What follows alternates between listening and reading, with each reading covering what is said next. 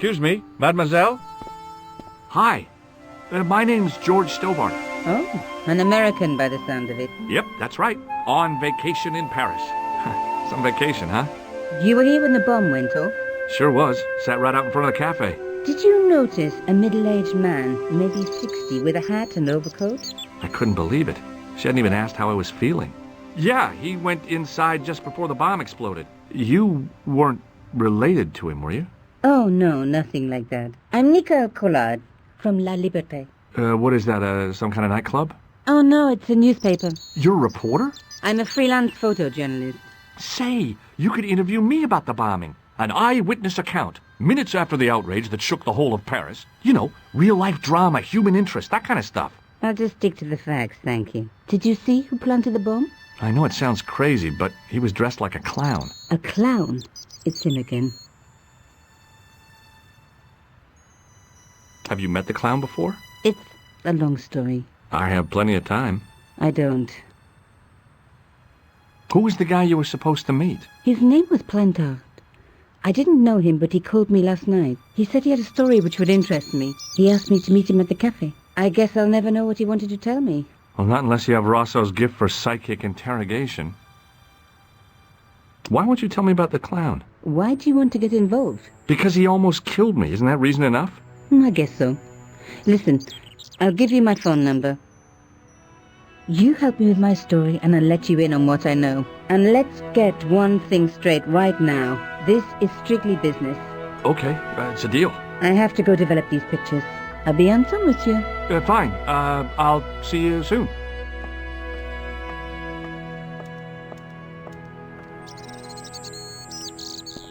Sergeant Moo? Ah, Monsieur Stobart, n'est-ce pas? That's correct. You remember me. The retention of such data is part of my duty as a gendarme. That is how crime is fought, through attention to detail, not intuition. Yes, sure. What is Rosso doing with that girl? He is giving her the once-over, as you Americans say. Once he gets his teeth into a case, nothing will shake him off.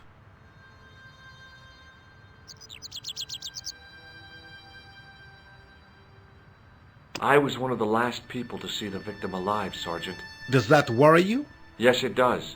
I feel I owe it to him to find his killer. That is best left to the authorities, monsieur. Did he speak to you? Tell you anything? No, he just grinned and nodded. Don't let it trouble you, monsieur. Go home and try to forget. I know the identity of the dead guy. His name was Plantard. Is that so? You knew him, did you? No, but We'll know everything there is to know about him soon enough. I'm trying to be helpful here. The best way you can help us is to go home, monsieur. I found this in the street, Sergeant. That, monsieur, is a newspaper, no? There's a note written on it. Salah Eddin, 1345. Aha! That stumped you, hasn't it? I have never been stumped, as you put it, in my life, monsieur. It is the name assumed by the clown, no? Salah Eddin the clown? I don't think so. See you later, Sergeant.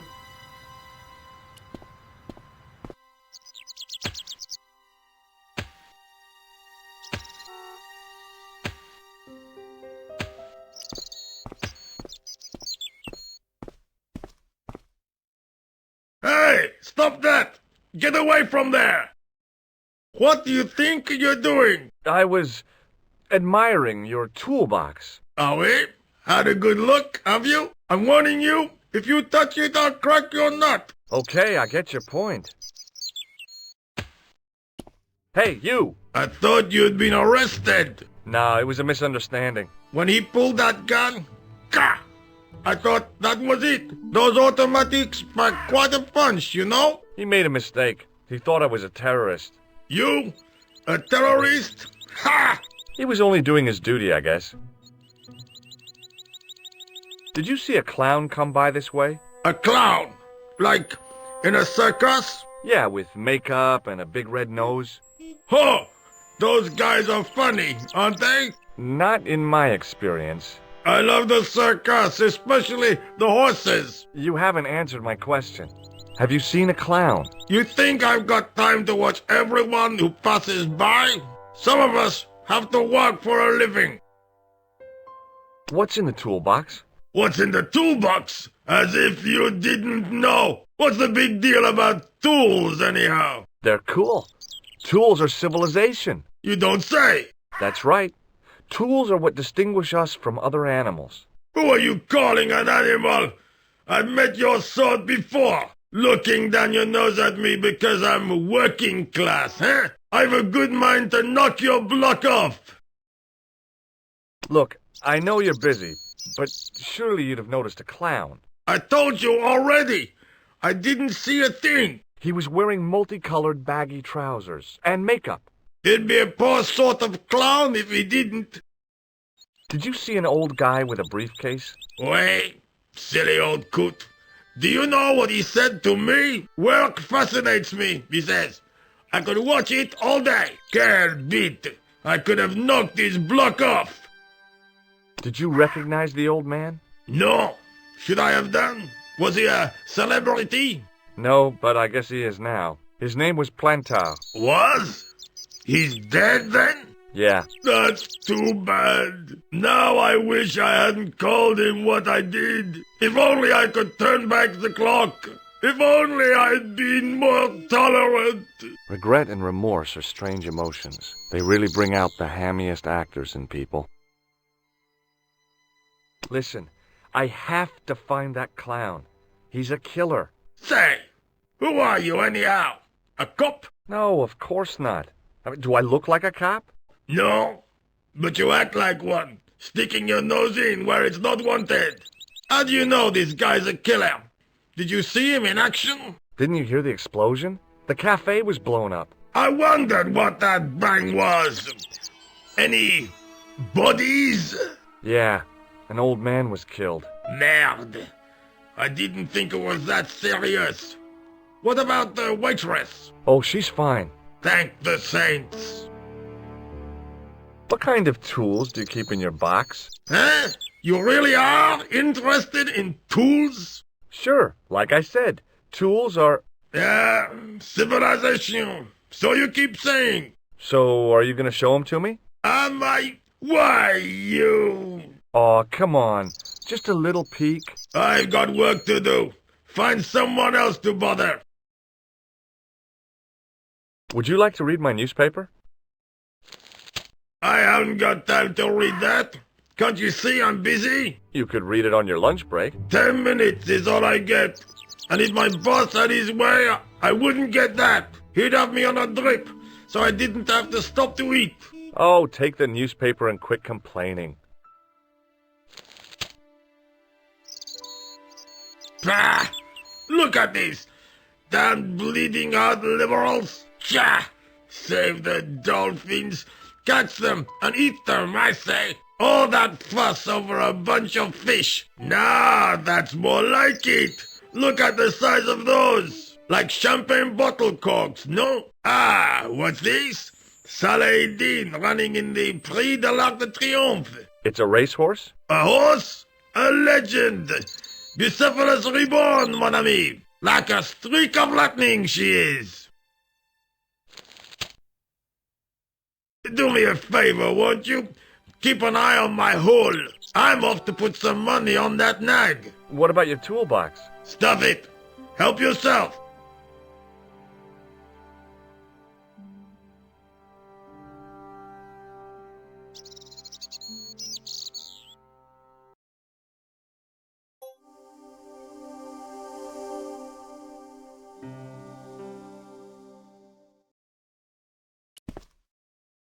I found a T-shaped tool in the box. I didn't know what it was, but it looked useful.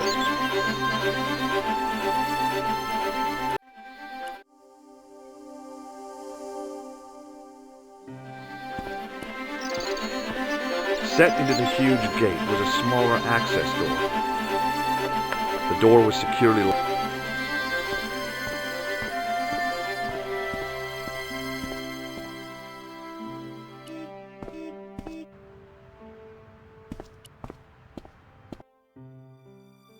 The clown had fled into this alley, but there was no sign of him now. I was intrigued by Nico and what she could tell me about the explosion. I took a deep breath and prepared to climb the drainpipe. I guess the clown had an escape over the rooftops.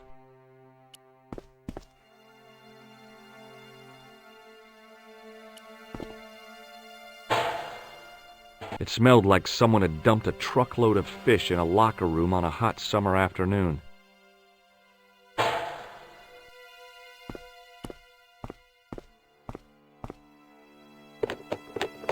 There was nothing of interest.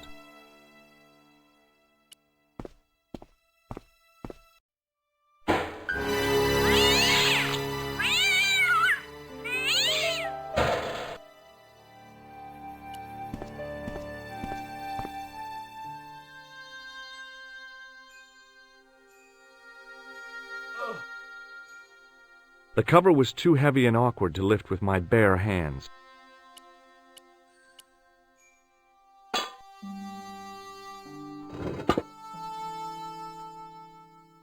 I lifted the cover to reveal what smelt like the entrance to a sewer.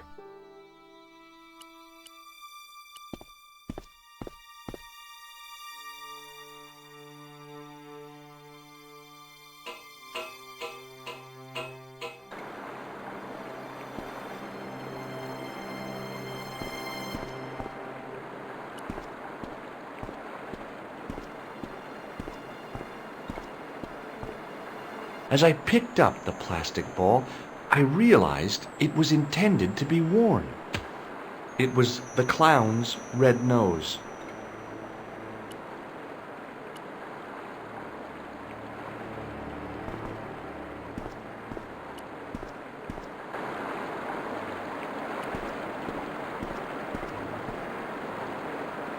I scooped up the sodden tissue.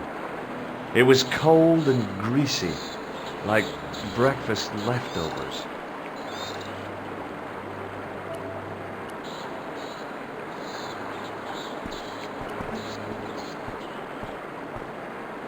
I took hold of the scrap of material and unsnagged it from the spike.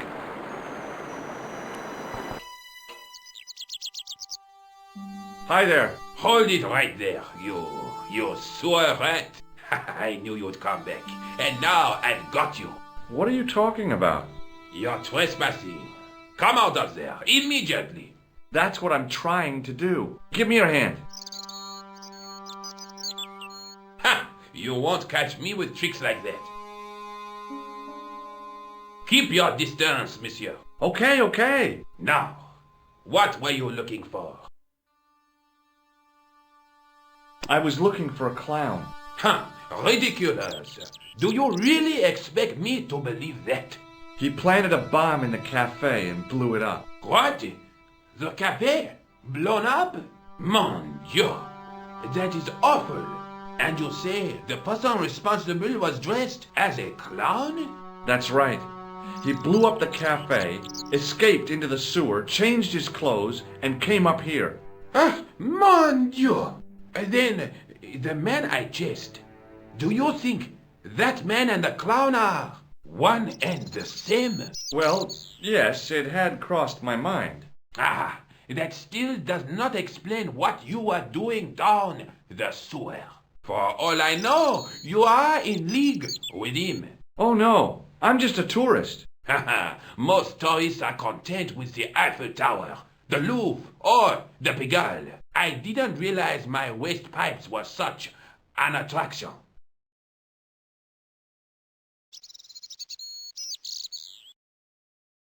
Was the guy you saw carrying a briefcase? I didn't notice. Now are you going to leave, or do I have to call the police? Does the name Plantar mean anything to you? No, it doesn't. Who is he? The man who was killed in the cafe. I'm gonna find the guy responsible. I'll find him. Even if it means following him down every sewer in every city in Europe. Bravo! You need some sensible boots. You won't get far in those stupid sneakers. Do you know the waitress at the cafe? Oh, she isn't hurt, is she? No, she's fine. Oh, thank heavens. A poor girl like her isn't safe with the likes of you roaming the streets. Can't you understand? I'm not a gangster. I'm an American tourist. Ha! That's what you say.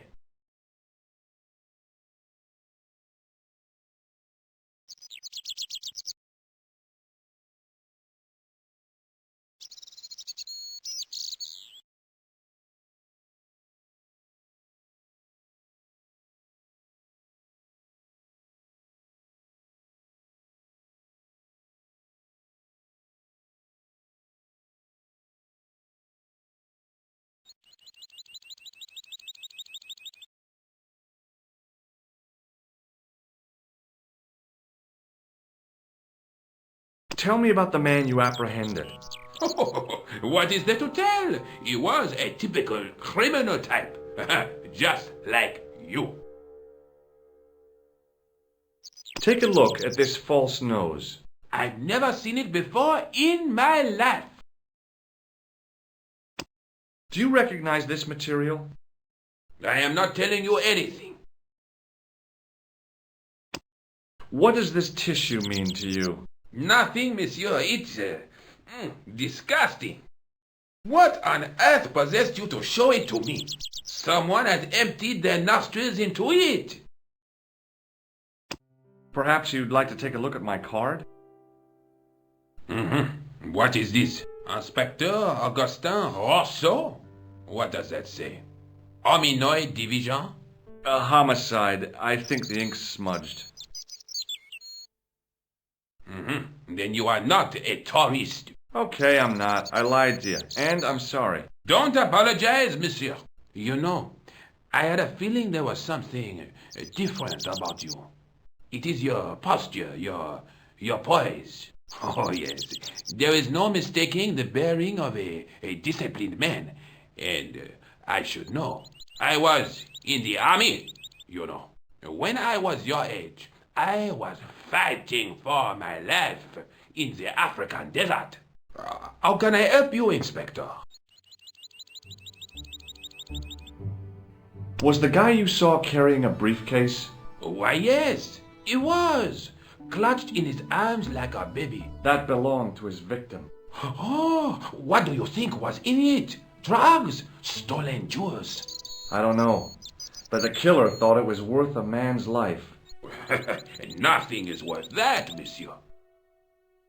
Does the name Plantar mean anything to you? No, it doesn't. Do you know the waitress at the cafe? You can't suspect her, surely. Just answer the question, please. Yes, I know her. Quite well, you could say. She came to work at the cafe 7 months ago. I look forward all week to the relief she gives me when she visits. Really? So you'd miss her if she wasn't there? Oh, mais oui. Who else would I find to cut my toenails? Tell me about the man you apprehended. He was a mean one, monsieur. He grabbed me in an armlock. His face suddenly next to mine. His grip was like iron. But he did not know what he was up against. Oh no! He made a big mistake when he took on one of the desert hyenas. Yes, I get the picture. Does this piece of material mean anything to you? That is the same cloth as the jacket I found. I'd recognize that pattern anywhere. Now, about the jacket you found. Do you have it here? No, monsieur. One of the sleeves was badly torn, so I sent it for repair. A pity, because otherwise it was a fine piece of quality tailoring. It had the tailor's name inside on the label. Where did you send the jacket? I gave it to an itinerant Romani seamstress. Just my luck. Was there anything in the jacket pockets? Not a sou. You know what I think? Do tell me. He changed out of the clown suit and cunningly disguised himself as an ordinary person. Looks like I'm up against a mastermind. What was the name on the label? It was a foreign name. Todrick, I think. Did you get the address? There wasn't one, monsieur. Only a telephone number. Well, I don't expect you to remember a phone number you've only seen once. 74 98 08 59. You're kidding. That's his phone number? Yes, that's it. A little trick with numbers that I learned in the desert.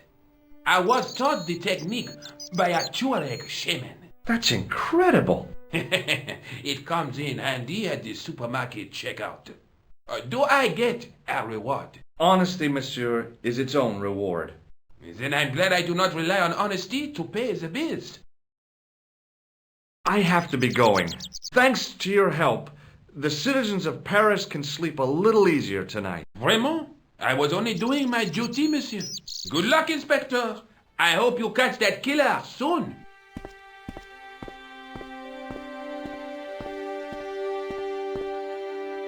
So the clown had escaped into the sewer, come up into the courtyard, and then slipped back into the street here. It wasn't much, but it was more than the cops had got.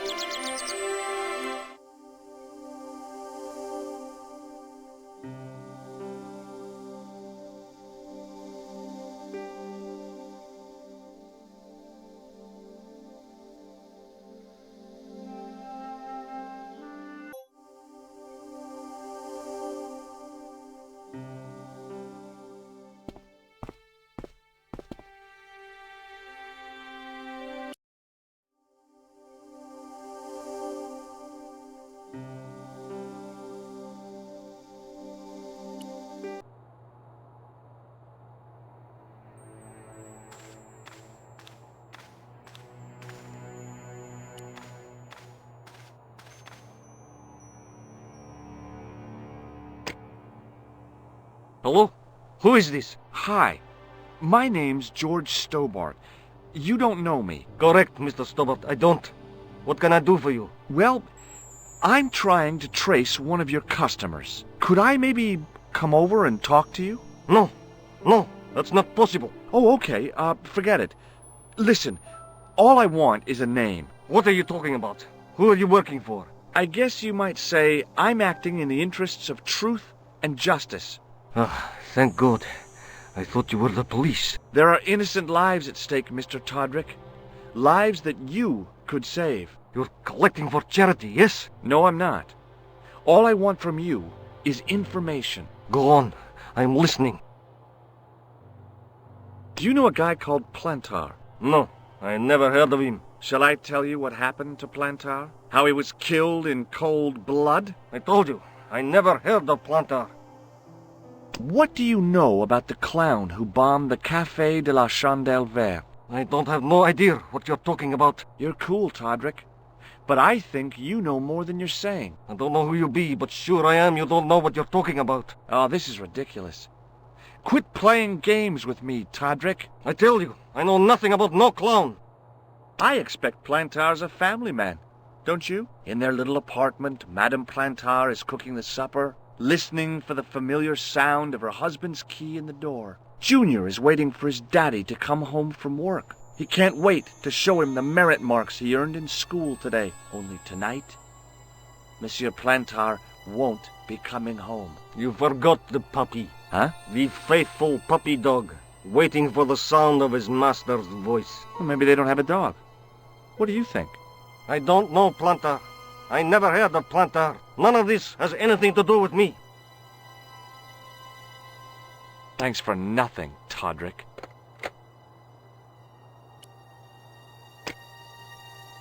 Hello, Nico Coulard. Hello?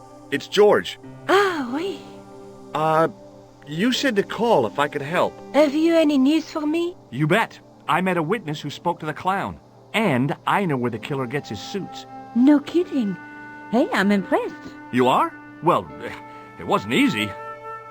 Look, why don't you come here to my apartment later this afternoon? Fine. Where do you live? 361 Rue Jarry. Okay, I'll come over.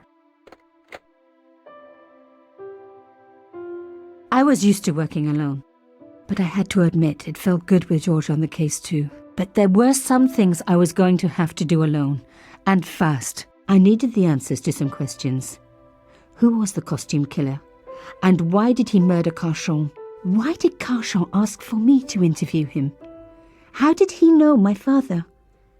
And why was my editor so scared? There was some kind of secret war going on out there, but who was on which side? One thing I did know. I wasn't going to get the answers sitting at my desk.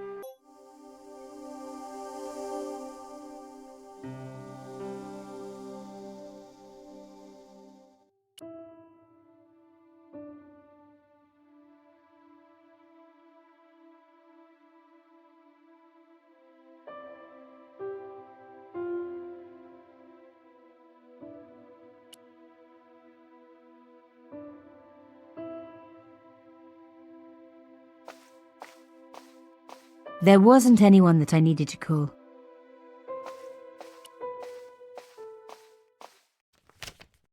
It was a photograph of my father, the first one I ever took, with the first camera he ever bought me.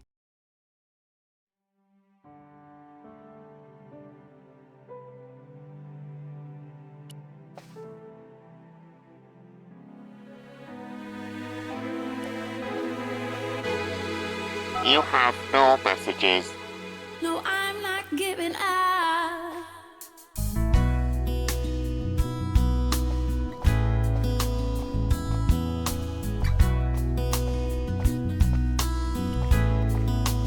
My first Teddy. Never had a boyfriend as loyal as him. No, I'm not giving up on you. 'Cause I feel like if we work at it, we'll make it through the rain.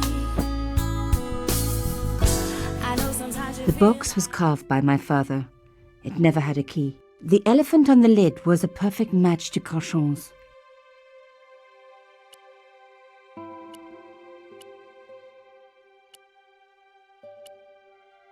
It was the beautiful elephant my father had carved.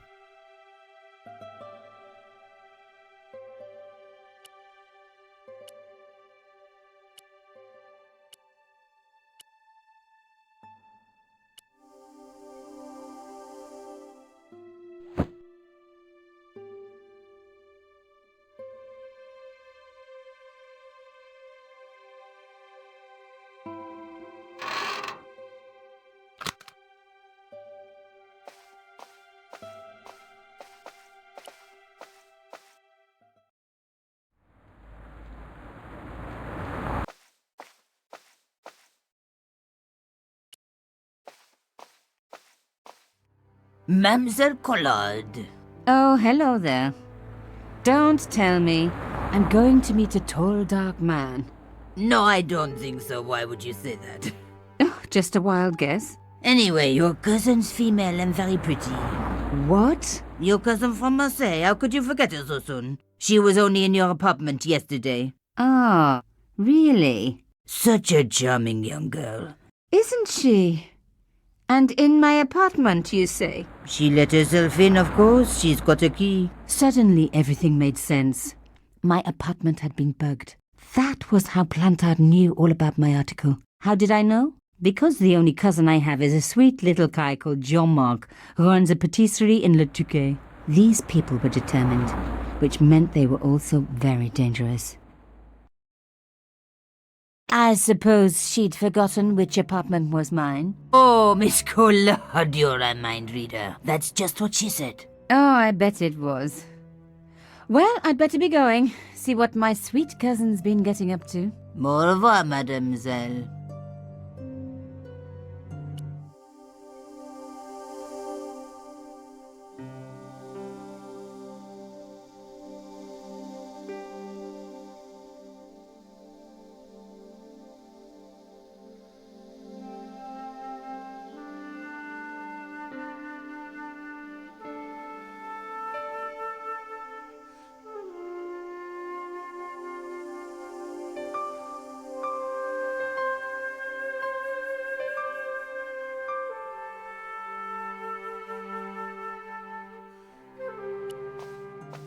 So, where had my pretty new cousin hidden her little bug, eh? I was going to have to search everywhere. My first teddy, undisturbed, no bugs there.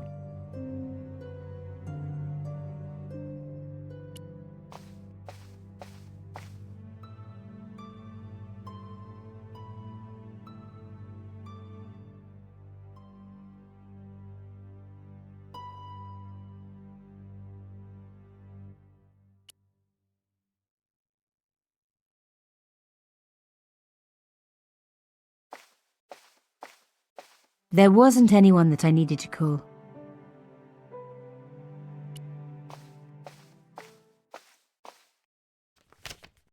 It was a photograph of my father. They hadn't placed the bug on the photo.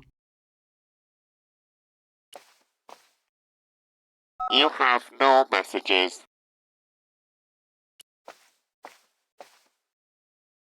I really do not know where we are going, but I pray to God that we are gonna get there.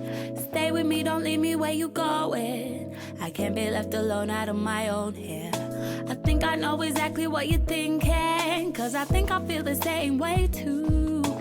Take my hand and let's do a little more walking, walking to the moon.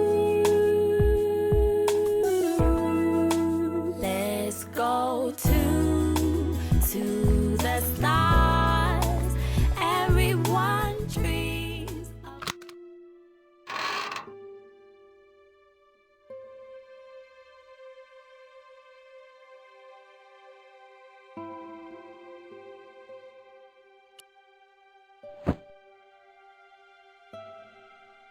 The box was carved by my father, but that small metal disc underneath it in the chest was a recent addition. The box was one of the few things The elephant on the lid was but that small metal disc underneath it in the chest was a recent addition.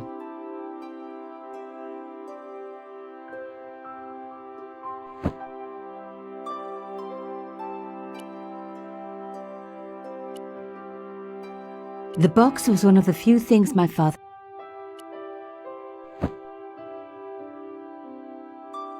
The box was carved by my father. It never had a key.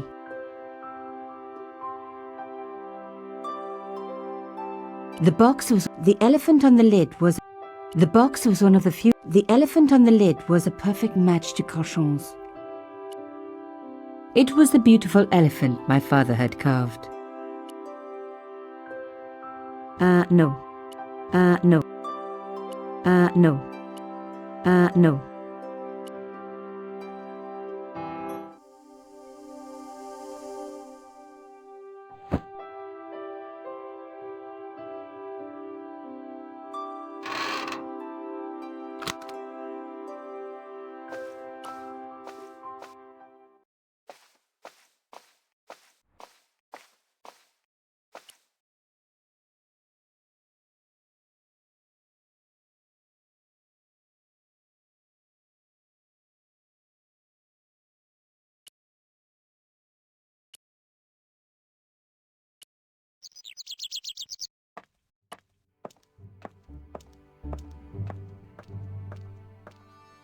The door was locked.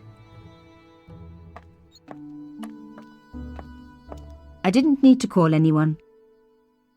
I didn't need...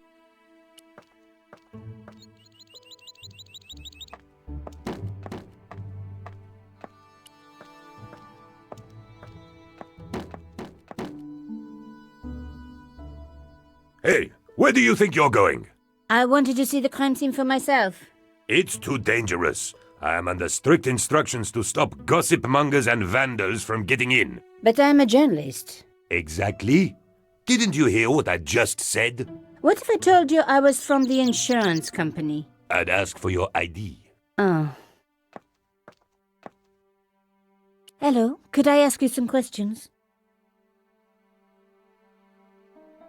Bit late, aren't you? They already took away the body. I'm doing a follow-up on this story.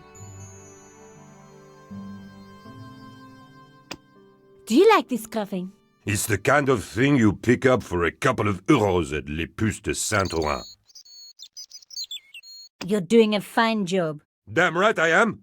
You should be writing about me, not that idiot that got blown up. The heroes who pick up the pieces when disaster strikes. Exactly. Well, give me your best smile and maybe I'll put your picture in the article. Oh, right. Just give me a minute to do my hair.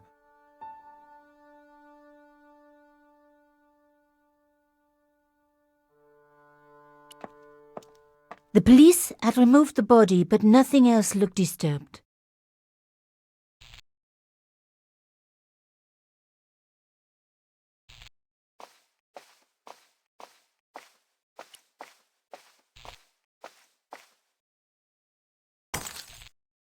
Oops, stupid thing.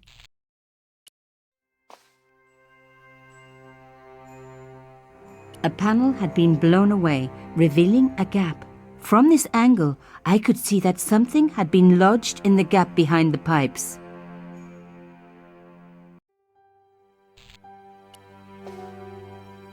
Behind the table were some damaged pipes. Voila! The police and forensic teams had missed a vital piece of evidence. Some kind of pouch. On the pouch was the cross symbol of Cochon's organization. I was on the right track.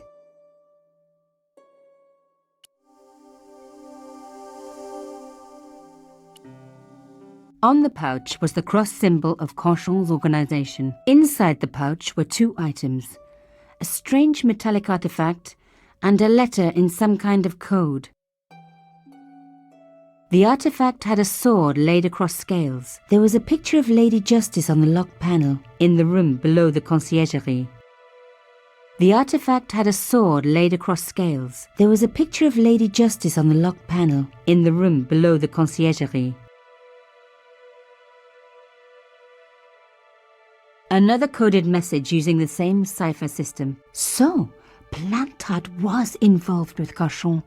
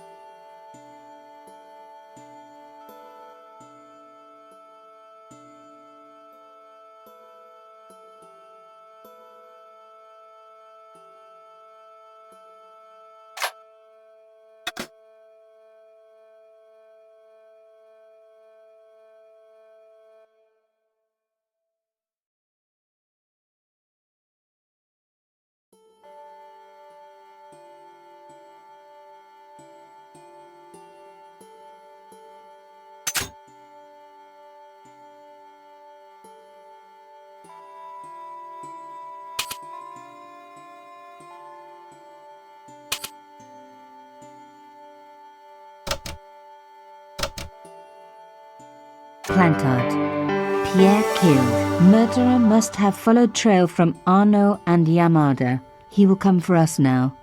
We must be vigilant. Thierry's girl broke into Pierre's safe.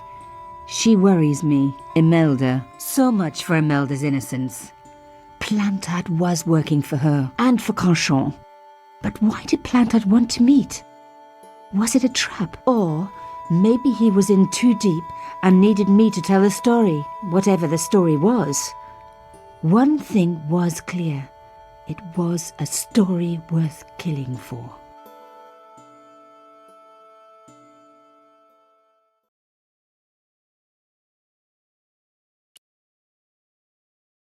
There was nothing of interest beyond some bloody debris.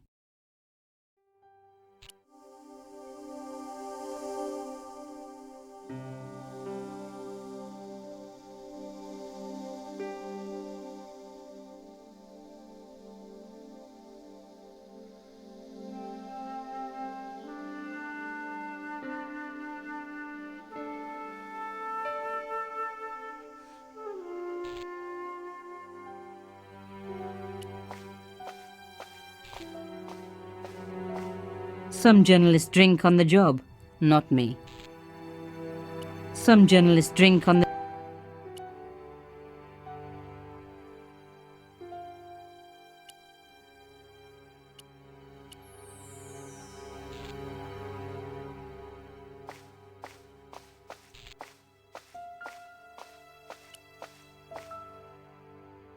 Hey, what about my photos? Oh, of course. How could I forget? Well, I'm waiting. Get your camera out. Camera. Oh, I forgot. It broke. Alors, they should never send a woman to do a man's job. Well, this woman had fooled him easily enough. And found the evidence the police had missed.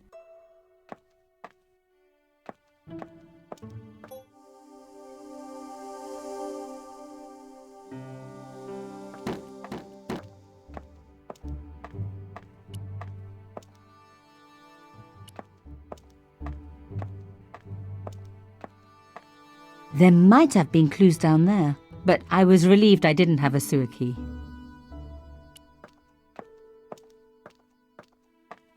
The pipes weren't going to help my investigation.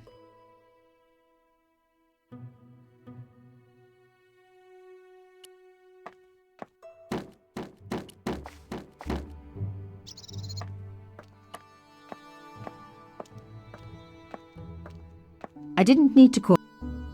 The strange metal artifact I found in Plantard's pouch had pointed back to the quayside.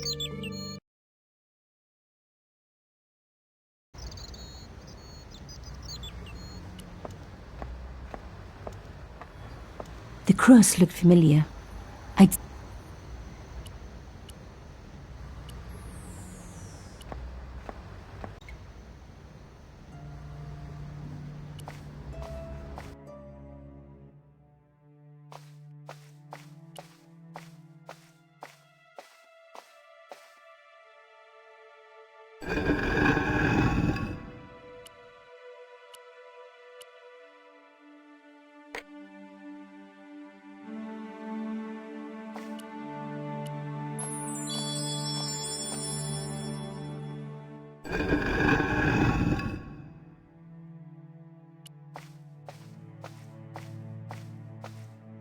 I removed the shell.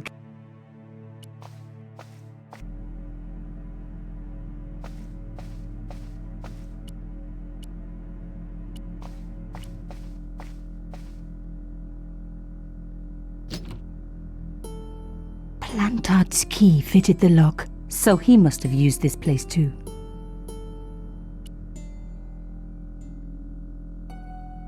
The folders were empty. Someone had removed anything that they thought could be incriminating. A photograph had been torn up. If I could just arrange the pieces.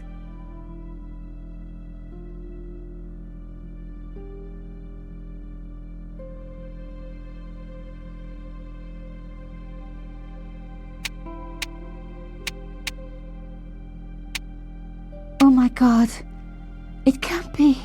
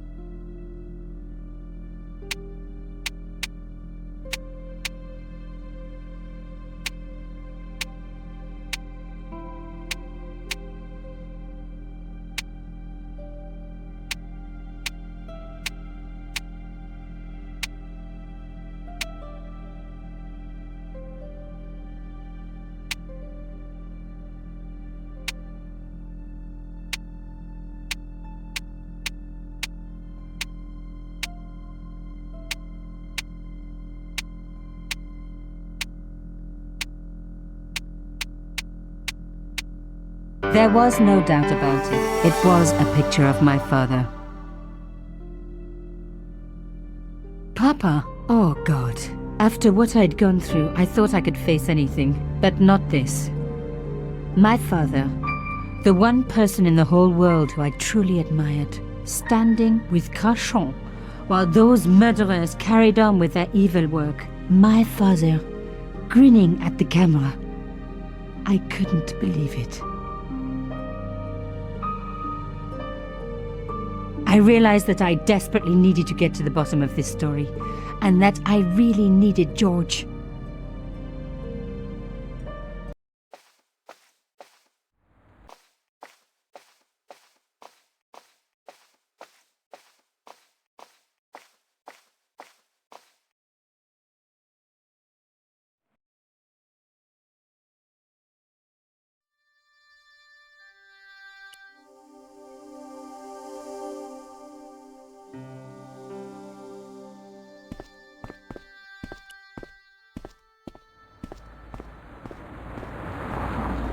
Oh, hi. Bonjour, monsieur. Would you like me to foretell your future? No thanks. I'm very good. It only takes a minute. Thanks all the same, but I'm not superstitious. Besides, if it only takes a minute, that's not much of a future to look forward to. Do you know a young woman called Nicole Collard? Yes, I do. She lives upstairs from me in the apartment block across the street. The door isn't locked, but you'll need to give it a gentle nudge. It sticks, you see, because of the damp. The landlord said he'd fix it before winter sets in. He's been saying that for 3 years. Are the flowers for sale? Oui, monsieur. Okay. I'll take a bunch of those white ones. I wouldn't do that if I was you. No? They are lilies, monsieur. Some people associate them with death. Yikes. Thanks for telling me. What other flowers do you have? Dahlias? What do they signify? Insecurity? I don't want to give her the wrong idea about me. What about the tall yellow ones? Those are iris, the flame of passion. And the little yellow ones? Sensuality. Well, they're no use to me. I want to make an impression, not jump down her throat. How long has Mademoiselle Collard lived here? A few months. She's in for a shock when the cold weather comes. Drafty windows, insufficient heating. It's a struggle to keep warm. The only reason I stay is because the rent is cheap. Your young lady, she deserves better. I thought Mademoiselle Collard was a successful photographer. Not as successful as she makes out for all her fine clothes. Oh, I've heard her crying herself to sleep at night. That's awful. Now don't you let on that I've told you. She's proud, that one. Too proud, if you ask me. Have you seen anyone out here watching Mademoiselle Collard's apartment? Yes, I have. A strange man. Tall and thin as a broomstick. He kept his face hidden, but I saw his eyes peering from evil little slits. How was he dressed? A long brown raincoat with an hat. Or like Humphrey Bogart? Yes, but he didn't have Bogart's charisma. Besides, this guy looked like he needed a toilet. You never saw Bogart clenching his buttocks like that? Is there anything else you can tell me about Mademoiselle Collard? No, monsieur. I've changed my mind. Will you tell my fortune? You're going on a long journey. My, oh my. What a surprise. Can you tell me anything I don't already know? How does this fortune-telling routine work? If I knew that, I wouldn't be selling flowers for a living. Haven't you ever wondered why you were blessed with the gift? Well, it's a bit like satellite television, I suppose. Some of us are born with a built-in receiver dish. I just happen to be one of the lucky ones. Can you really foretell the future? Only time will tell, monsieur. The strange thing is, I can't seem to see myself in the future. Other people, I have no problem. But when I try to see what might happen to me, nothing. That must be scary. Maybe. I figure it's a kind of natural safety mechanism. Either that, or I don't have a future. What can you tell me about this material? It's a very expensive piece of cloth, monsieur. What can you tell me about this tissue? Nothing. Do you recognize this nose? No, monsieur. What do you make of this tool? Is it something a dentist would use? No, it's for raising manhole covers. Formidable. See you later. That's right, monsieur, you will.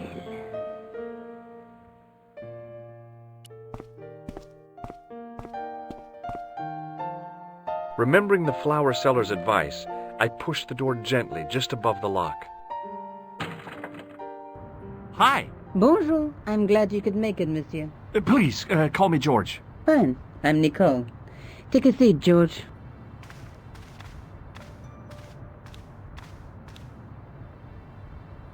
Eh bien?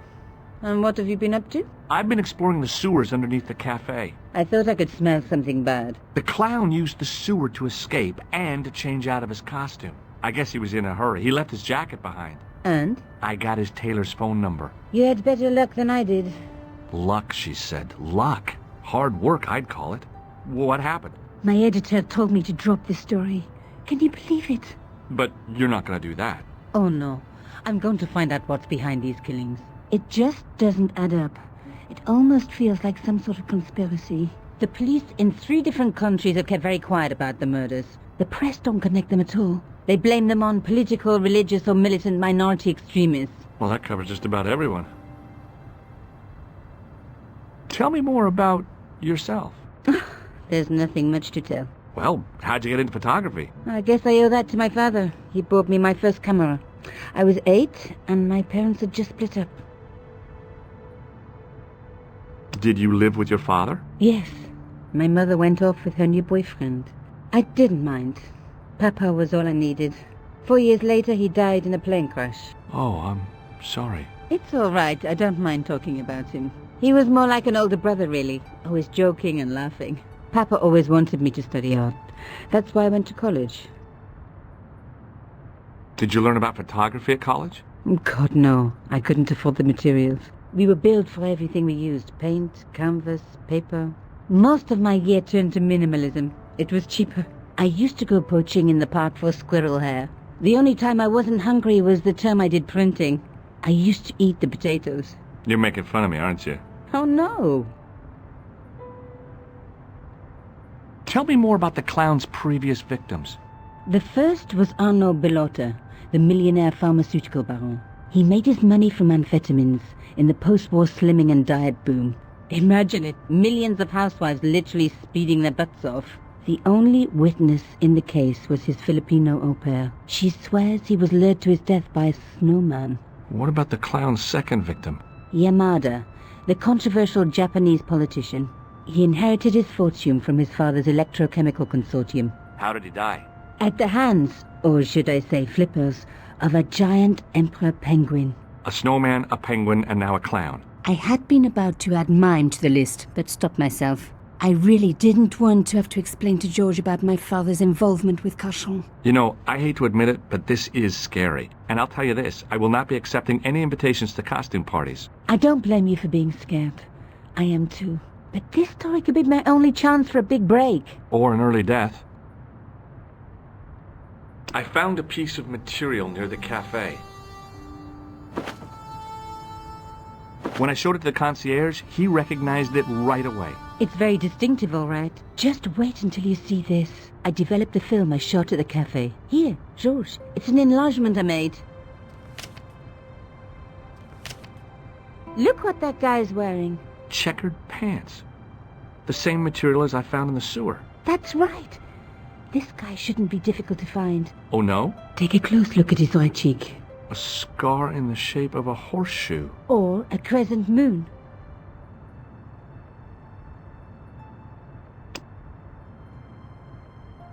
I found this tissue down the sewer. That's disgusting, George. No. I think the stuff on it is grease paint, like actors use, or clowns. It's still disgusting. Get rid of it. I found this false nose in the sewer. Hey, what's this inside it? The contents of someone's nose? Don't be cross, George. It says La Risée du Monde. Masks and costumes. It's a costume shop near the Gare Saint-Lazare. I'll check it out. Maybe the owner remembers who hired the clown costume.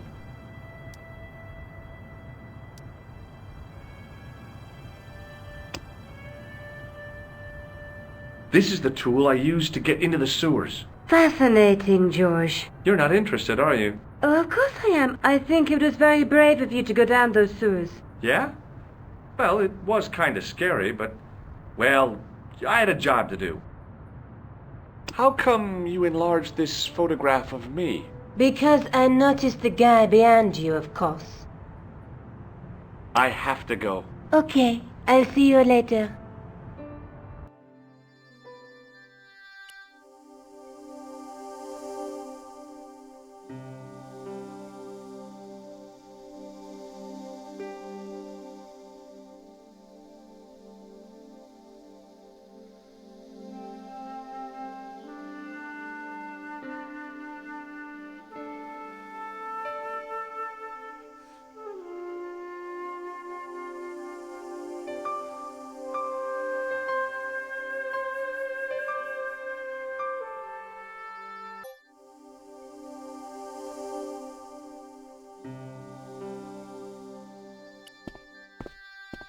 Oh, hi.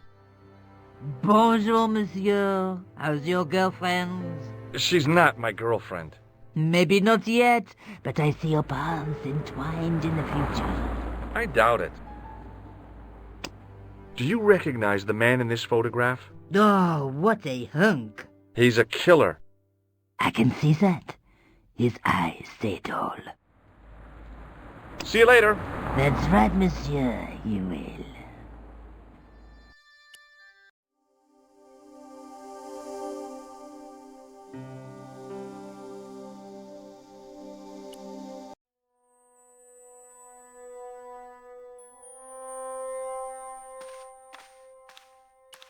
Excuse me. Bonjour, monsieur. Please, come in. Welcome.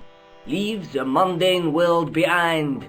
But in these four walls, fantasy is king. I don't want a costume. Didn't you ever dress up when you were a child? Not that I remember. Incredible! You'll be telling me next that you never shared your elder sister's lingerie. I don't have a sister, and I think I'd look pretty silly in a brassiere. I just need some information. Of course. How can I help you? Have you heard of a man named Plantile? I do not recall anyone of that name.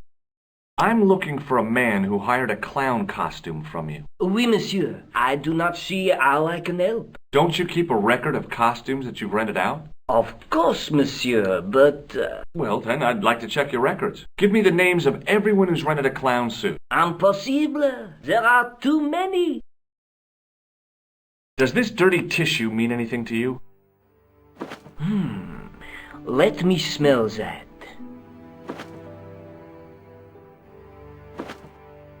Bestheimer's number 7 white pancake. Theatrical grease paint, right? Oui, monsieur. La crème de la crème of Shakespeare accoutrement. Have you sold any of it recently? Yes, 2 cans. Do you want this red nose back? Not after it's been worn, thank you. Do you recognize this man? Ah oui, he was here this morning. That is the man to whom I sold the grease paint. I remember the scar on his face. He chose 2 costumes. Bozo the clown and Seamus the pixie. A pixie? Very smart. Green silk with a taffeta lining. He gave me his name as Monsieur Khan. Thanks for your help, buddy. My pleasure, monsieur. Allow me to shake you by the hand. Huh? Well, okay.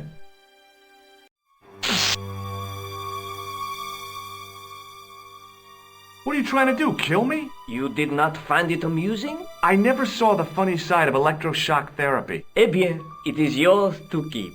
A gift? Do I need a license? No, but I give you a word of warning, monsieur. What? Remember to switch it off before you visit the toilet.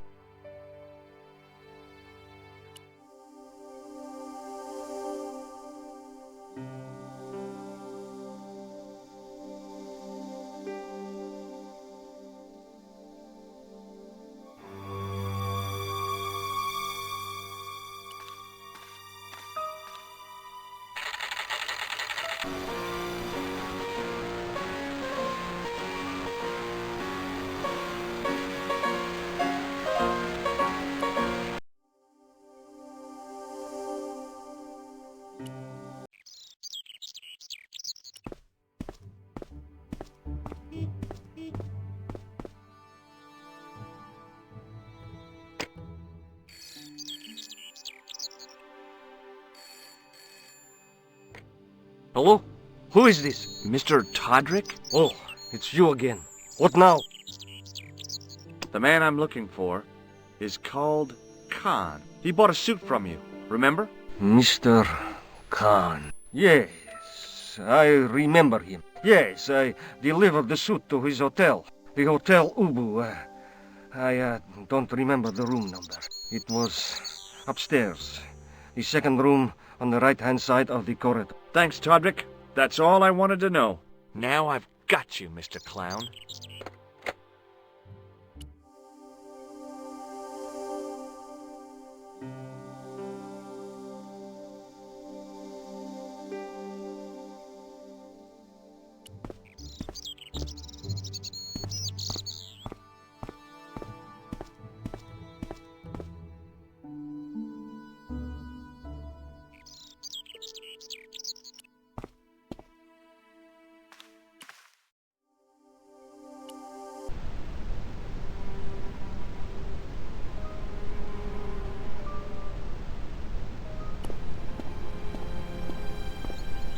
Excuse me. Yeah? Have you seen a guy dressed as a clown? No, I ain't. Don't tell me I missed him. Oh, that's too bad. I love the clowns, don't you? I've seen daytime television that was funnier. I love it when the little guys get hurt. That figures. Custard pies, hose pipe down the pants, then smack! A plank in the kisser. You ever meet a guy called Plantar? No, I ain't. You missed your chance. If you're quick, you'll catch him at the coroner's. Do you happen to know a guy named Khan? That ain't nobody I know. Shake my hand. Nah. Oh, rats. Do you recognize the guy in this photograph? Is this a trick question? No, I simply asked if you recognized him. Okay then. Nope, I don't.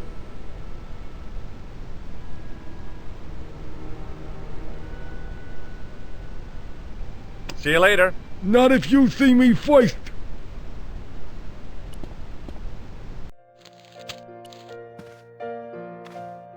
Just a minute, monsieur. What's your problem? No problem, if you cooperate. What do you want? Just a routine security check. Nothing to worry yourself about. Oh, well, all right. Search him, Flap. You bet. Hey, knock it off. Get off, you big ape. Nothing, Guido. Zilch! Our apologies, monsieur. What? I had to report you to the authorities. Round here, we are the authorities. You want I should break his arms? No. Let him go, Flap. Hey, Shorty. I didn't think much of your trick, little man. I don't know what you're looking for, but you picked on the wrong guy. Maybe you'll spread the word around the sewers. George Stobart is on the case. That's Stobart. 2 B's and 2 T's. It sounded impressive to me, but the weasel didn't seem to share my enthusiasm. Still, I figured he'd think twice before gunning me down in the street in cold blood. I do not like your tone. Oh, yeah? And what are you going to do about it? If you do not go away, I will gun you down in cold blood, right here in the street, without thinking twice about it.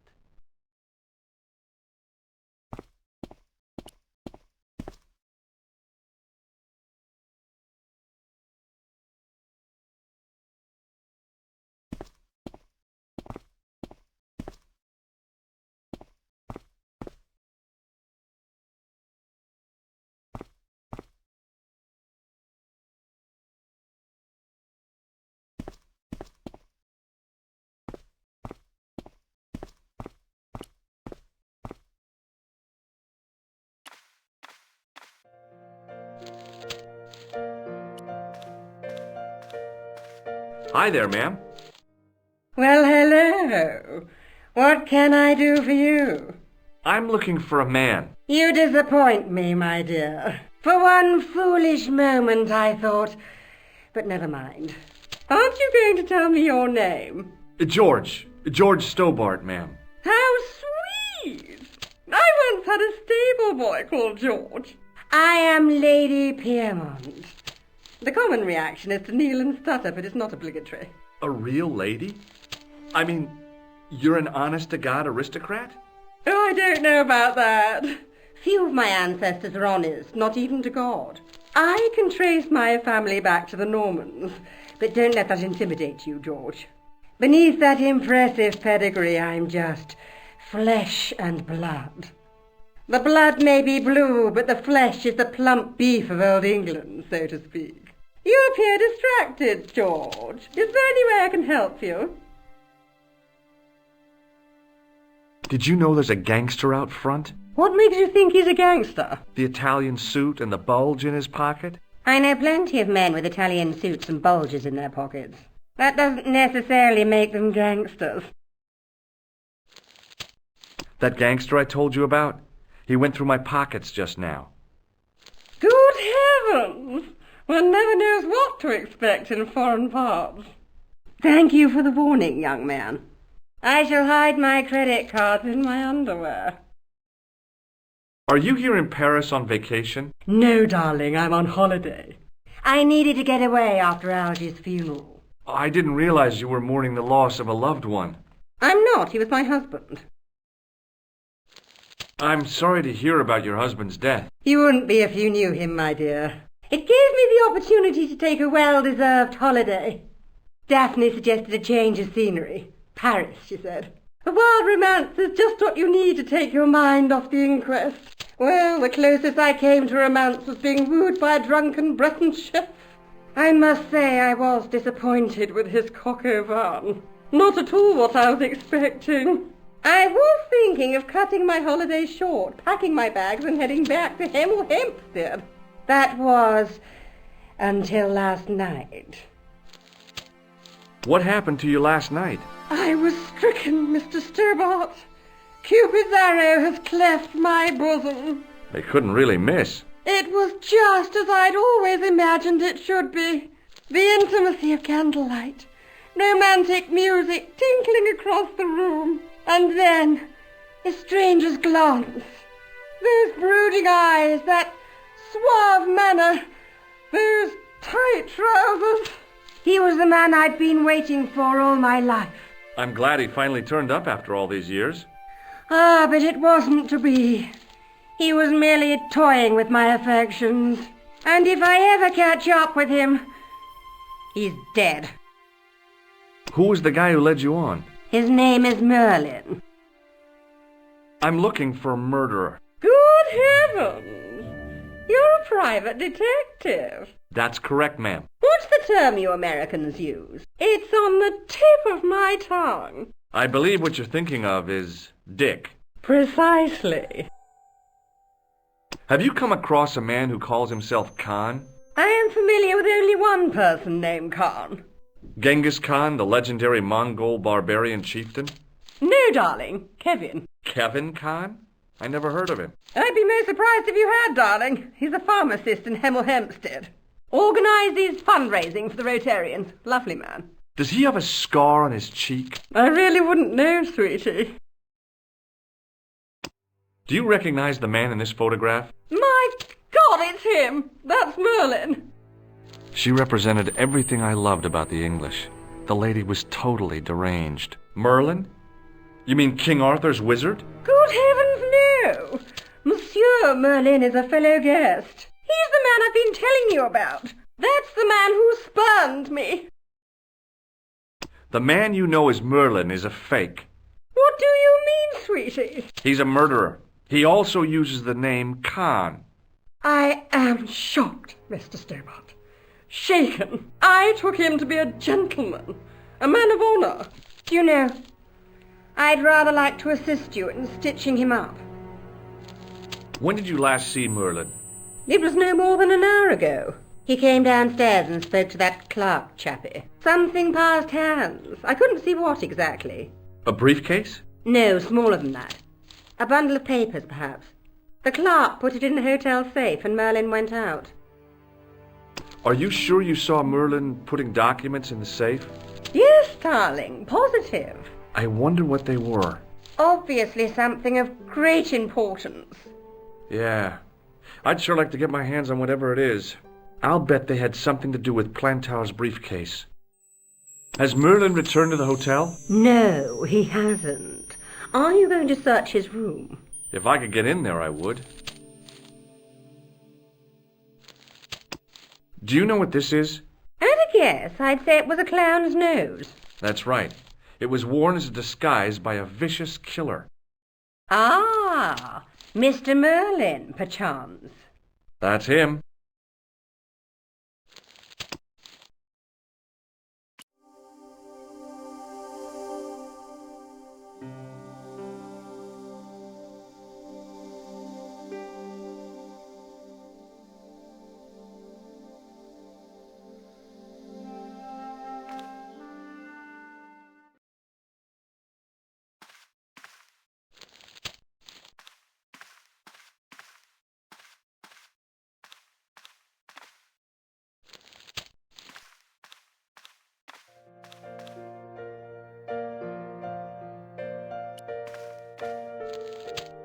Excuse me, didn't I see your picture in the news? You're that Nobel Prize winner from some unpronounceable Eastern European state. Yes, that is me, in person.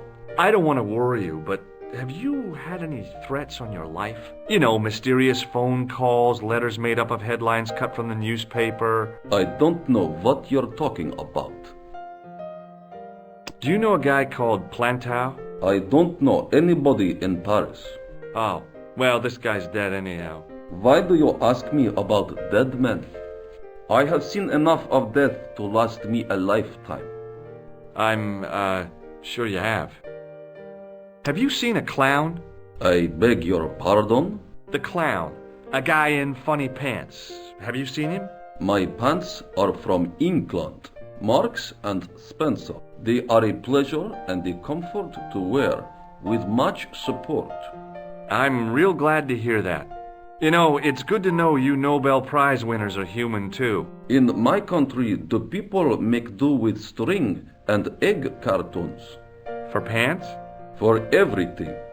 Oppression is the mother of ingenuity. May I shake you by the hand? I do not shake the hands of imperialist dogs. Now that's a real bad attitude problem you've got there. Do you recognize this man? He calls himself Khan. Yes, I know this man. Why do you carry his photograph? I'm a private detective. What's your interest in Khan? He is an enemy of my people. You know he's a killer. Of course, amongst other things. Would you help me investigate Khan? That is not possible. My instructions are to observe. I cannot jeopardize my position as an honored guest of this country's government. Does this goo-smeared tissue mean anything to you? No, it doesn't. What does this clown's nose suggest to you? In my country, we have no use for clowns. I'm glad to hear it. They were dealt with most severely in the last cultural cleansing. What about the mimes? Did you get them too? All gone. Our streets are mime-free. Sounds like heaven. Thanks for your help. Goodbye.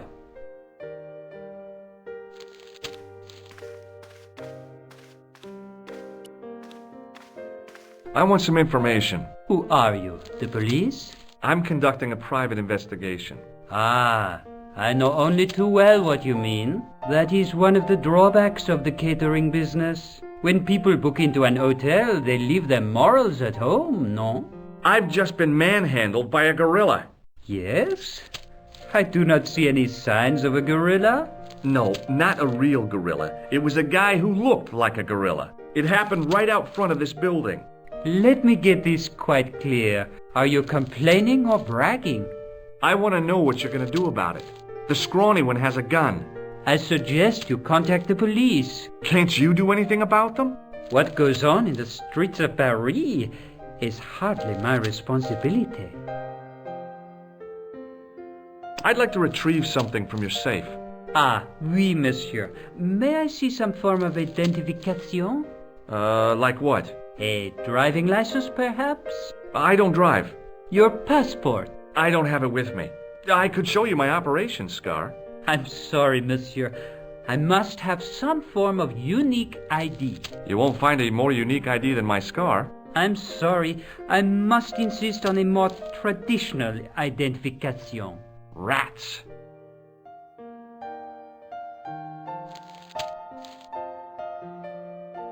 Aren't you concerned that your guests are being intimidated by gangsters? No one else has complained, monsieur.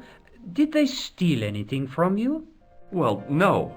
They didn't find what they were looking for. What was that? I don't know. I don't think they did either. Do you know a man named Plantar? No, monsieur. I'm looking for a man who dresses like a clown. This is a highly respectable hotel, monsieur. There are no clowns here. If you say so. Do you have a guest by the name of Khan? No, monsieur. Perhaps you would care to check the register. The man who calls himself Khan has a scar on his right cheek. Vraiment? I tell you, I do not know a man named Khan. Maybe not, but I noticed a change in his expression when I mentioned the scar. Do you recognize the man in this photograph? Yes, monsieur. That man is one of our guests. What name? I cannot tell you that. It's Merlin, isn't it? Alias Khan, the clown. I told you, I cannot tell you that. Hey, shake my hand. I'd rather not, monsieur. I'm still sore from the shock administered by one of the guests. He was secretly concealing an electrical device in the palm of his hand. Practical jokes are so puerile, don't you think? Oh, yeah, sure. Do you recognize this red nose? No, monsieur. What do you make of this tissue? Do you wish me to dispose of it for you, monsieur? Hey, no! It could be useful. I'm holding on to this. As you wish, monsieur. Perhaps you would like a little plastic baggie to keep it in? Nah, it's fine the way it is. There was no one registered under the name of Khan, but the name in the book for room 22 was Merlin. Excusez-moi. What? You were trying to steal that key. No way.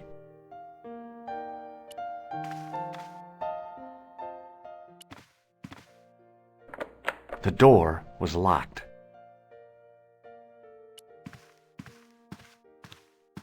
If the tailor's description was correct, this was the killer's room. The sign on the door read 22. The door was locked.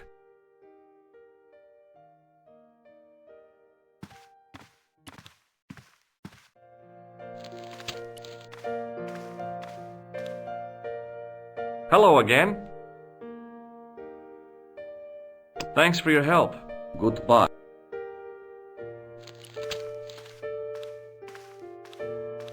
Hi, ma'am. Hello, George. What can I do for you now?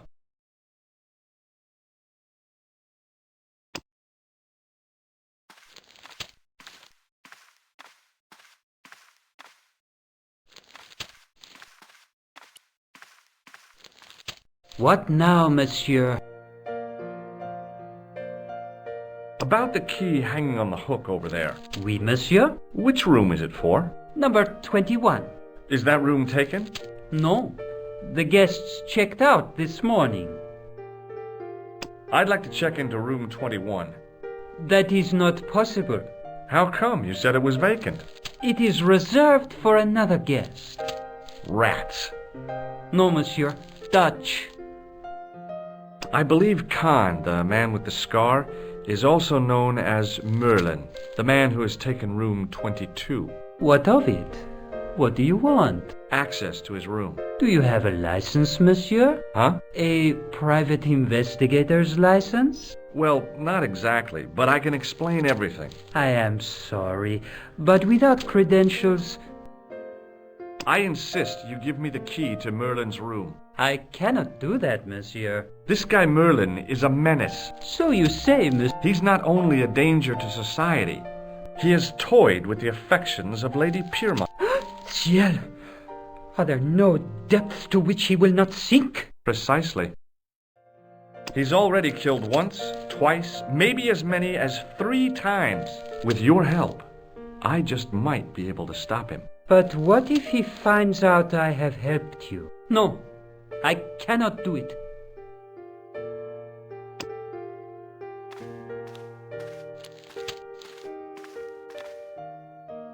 Hello again. Thanks for your help. Goodbye.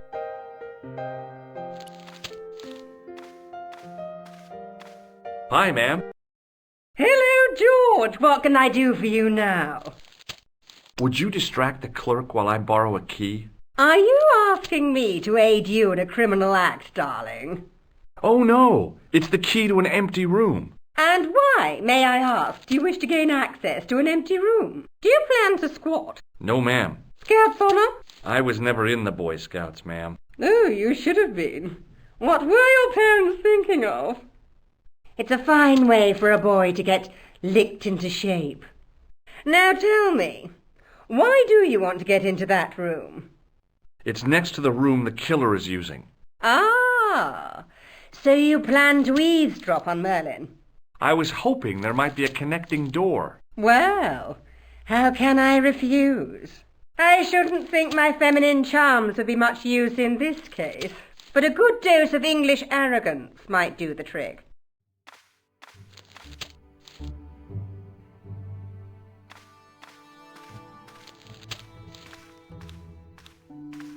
I say! You there!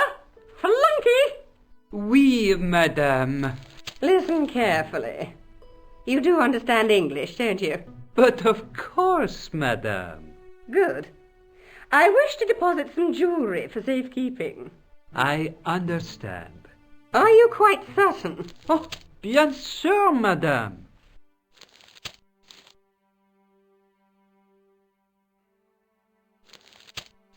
Over to you, my dear.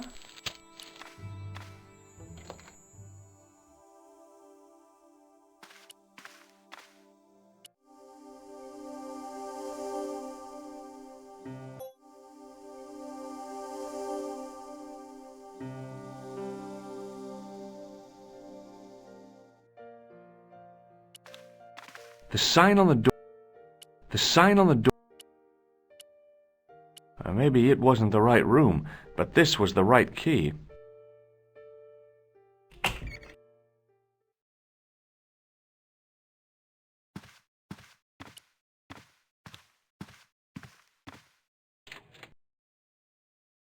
There was nothing in the wardrobe apart from a vague, lingering smell of camphor.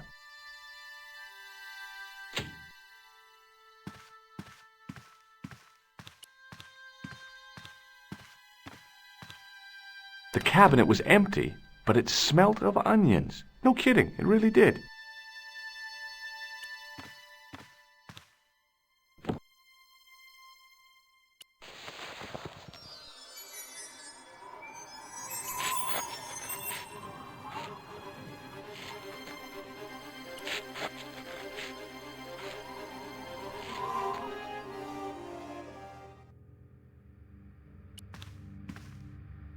The assassin had been too smart to leave incriminating evidence beside his bed.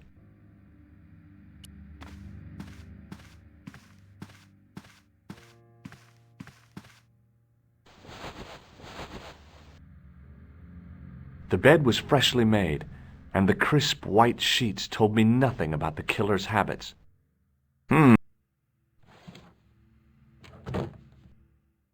It was the battered leather briefcase I'd seen Plantar carrying just before he died. I searched the interior of the briefcase, but, as I'd half expected, it was empty.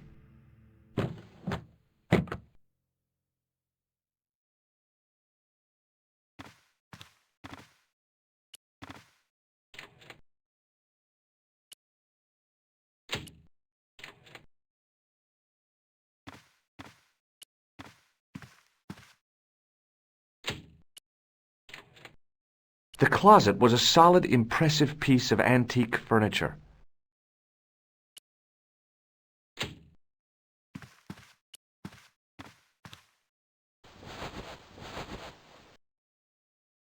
The bed was freshly made.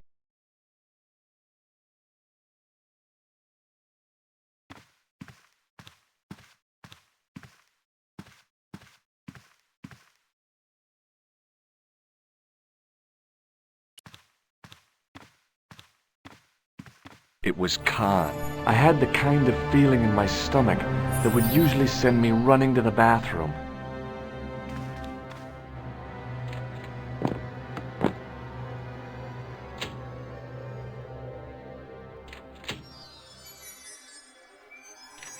As Khan opened the wardrobe, I was sure I was dead. But he grabbed his pants quickly and didn't even see me. I didn't usually spy on men getting changed. But this guy was a killer, and I didn't want any surprises. He left his checkered pants on the bed.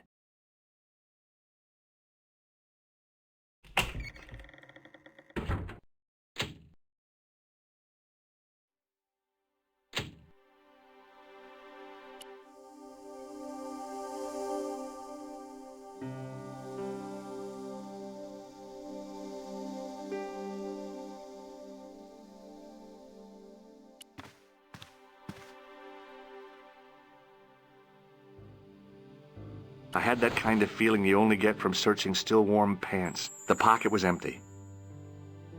A strip along the side seam of the pants had been unpicked, then sewn back up with strong thread and a special stitch.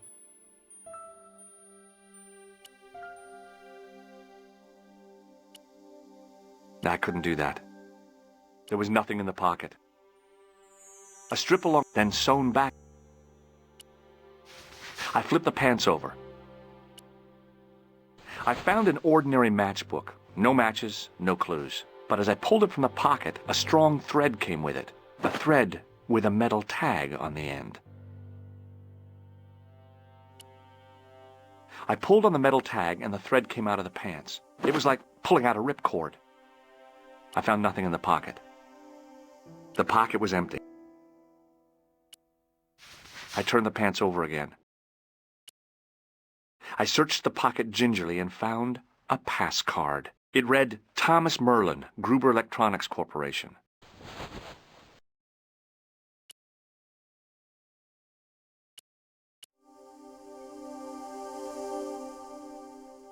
There was nothing in the pocket. I turned the pants. I found nothing. The pocket.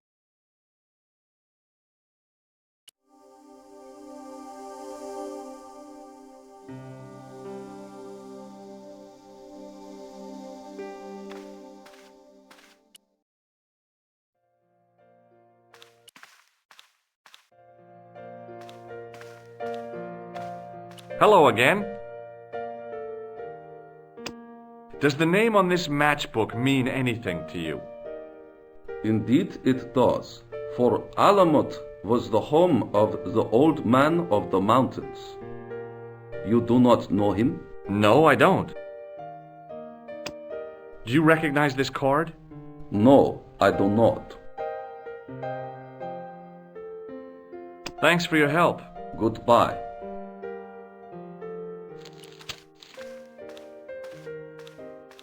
Hi, ma'am. Hello, George. What can I do for you now? I found this matchbook in Merlin's bedroom. It came from the Club Alamut. It might be useful to find out if that club is in Paris, George.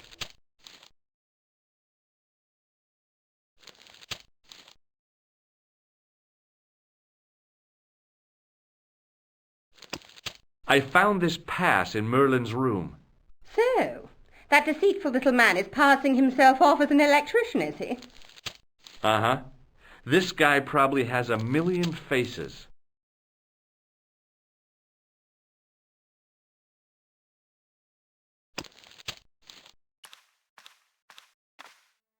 Hold it right there. Search him again, Flap.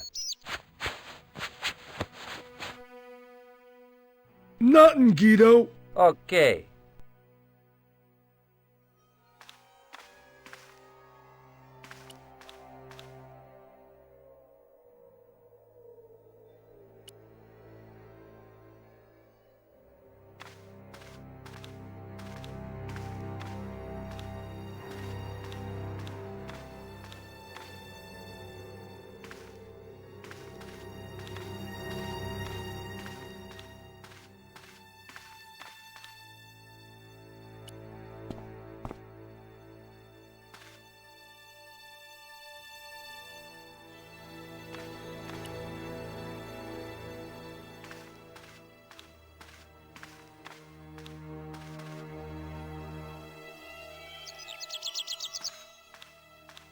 Get lost. Oh, yeah? And what if I don't? What if I call the cop? First, I break your arms at the elbow. Then, when you recover consciousness, I break your... There's just one flaw in your plans, 8-Man. What's that? It's broad daylight. I don't think even you would assault me on a busy street. Of course, this tranquil square, this isolated corner of Paris that hasn't seen a street sweeper's brush, this would be just about perfect. Pardon me, I'm about to get very lost. Hey, Shorty! Does this matchbook mean anything to you? It is just a matchbook. Why should I recognize? Do you know a guy called Merlin? No. I'm looking for a clown. Are you trying to be funny? No, I really am looking for a clown. There are no clowns here except you. Do you know a man by the name of Khan? No, I don't. It's very important I get to see him, and... I told you, I don't know it. Do you recognize the guy in this photograph? No, I never saw him. Have you heard of a guy called Plantar?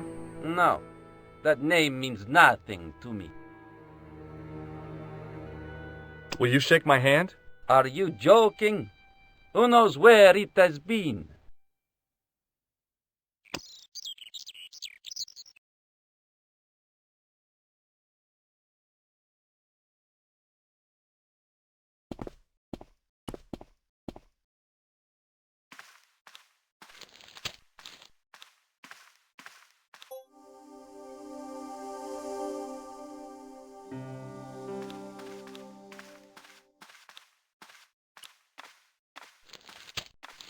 What now, monsieur?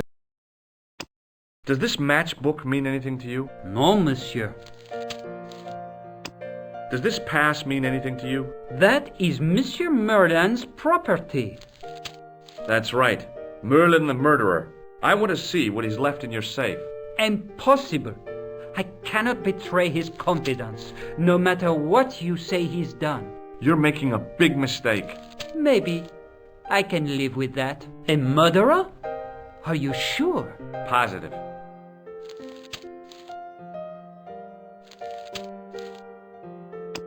What do you make of this? Stunning, monsieur. I bet you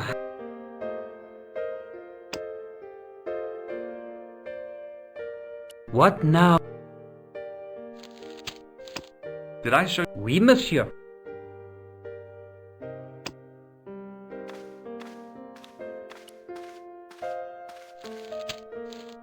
Hello again. This is a photo of Khan, right? That is just one of the names by which he is known. Do you recognize this key? No, I do not. Thanks for your help. Goodbye.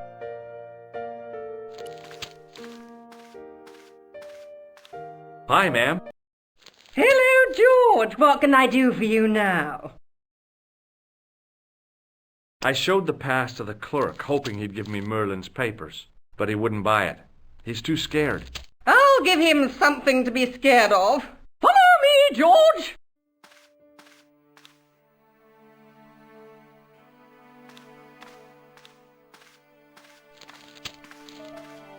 Did you place a package from Merlin in the hotel safe? I did, madame. And did my friend here show you Merlin's identification? Indeed he did, but... What's the problem? He isn't Merlin. A mere academic detail. Give him the package. But that is against the law. I happen to be a justice of the peace, you silly man. I am the law. If he tries anything, shoot him, George. My pleasure, Lady Piermont. One moment, please. You know, I haven't enjoyed myself this much since Greenham Common. I don't know what I would have done without you, Lady Piermont. Voilà, monsieur. Le manuscrit de Monsieur Merlin. Thanks. How satisfying. An Anglo-American alliance that actually worked. The clerk had given me a tightly rolled sheet of parchment. I decided not to unroll it until I was safely back in Nico's apartment.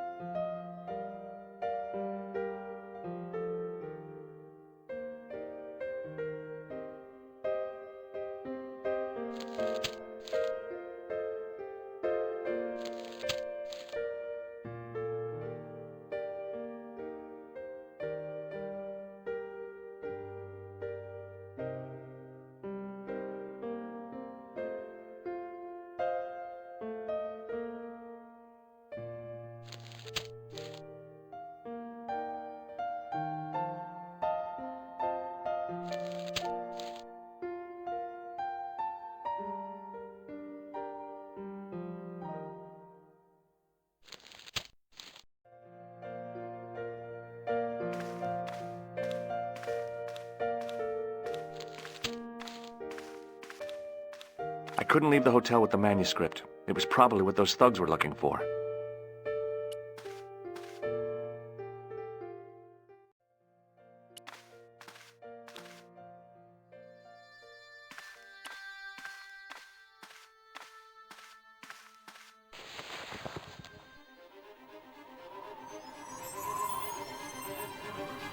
The cobbles of the alleyway looked very distant and very hard.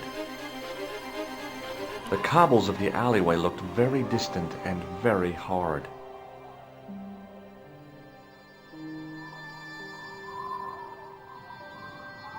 The cob...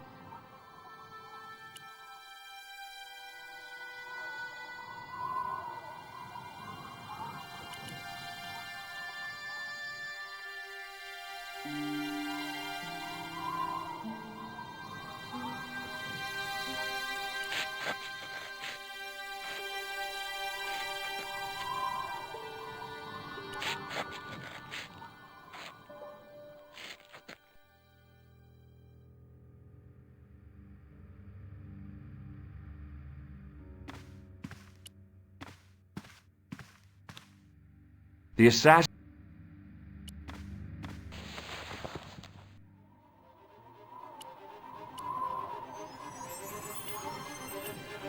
I knew this was no way to treat an ancient manuscript, but I couldn't let it fall into the hands of the goons waiting outside.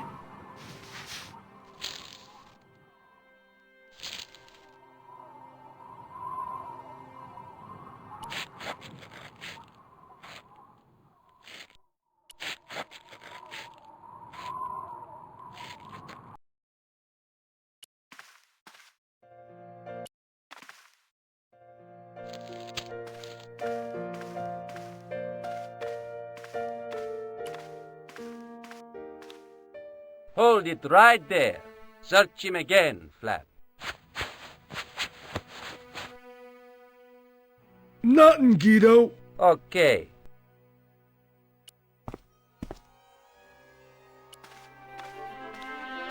If the manuscript was what Flap and Guido were after, they were going to be disappointed. I couldn't wait to get back to Nico's apartment and check it out.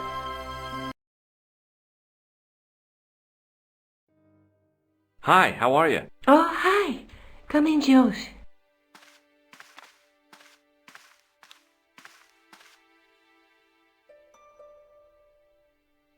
What are you doing to help trace the killer clown? Research, George. Yeah? You have a copy of the clown's yearbook? I have a telephone and lots of contacts. Oh, well, did you find anything useful? Not yet. I'm employing my first and most useful weapon. What's that? Patience. Oh, I've heard of that. Isn't it a substitute for decisive thinking?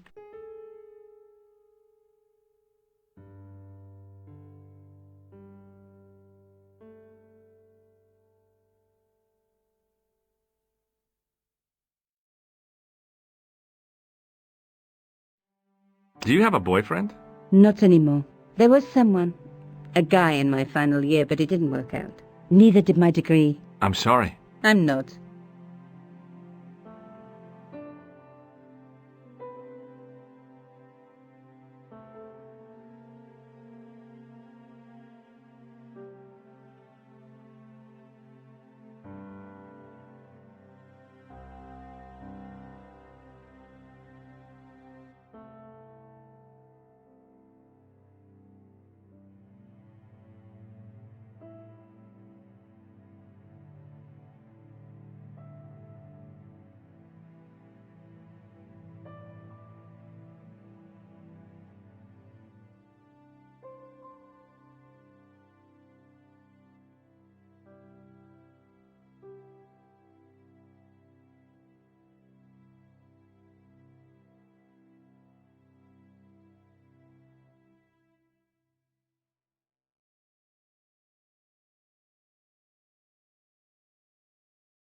Tell me more about your family. When I was a little girl, I used to spend the winter with my grandfather and grandma. They were the best times, warm and safe in their tiny cottage. My grandfather rolled cigarettes while grandma made hot chocolate and cakes. One day, he stopped his scrolling. He put the lid back on his tobacco jar and took me in his arms. I laughed and wriggled, but he hushed me to be silent. With his unshaven chin all scratchy in my ear, he told me his secret. What did he say? He said, I don't smoke, but she likes to think I do. What a weird old man. Don't call my grandfather weird. He was the nicest guy ever. I wish I was back in that cottage instead of this crummy apartment in this noisy city.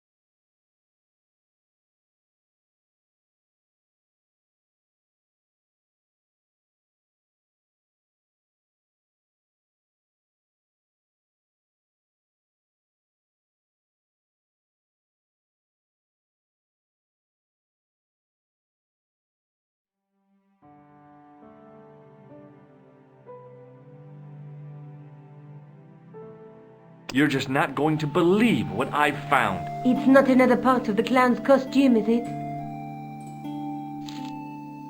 It's a medieval manuscript. Khan left it in the safe at the Ubu. It's incredible. Is this what he took from Plantark? It could be, which means it's worth enough to kill for. Look there, two guys on the same horse. Oh, yeah. Maybe they couldn't afford one each. What of it? Have you ever heard of the Knights Templar? Their official seal was an image of two knights sharing a horse. Whatever this manuscript means, it's connected with the Templars. How come you know about these knights? I learned about them while writing an article on the Crusades.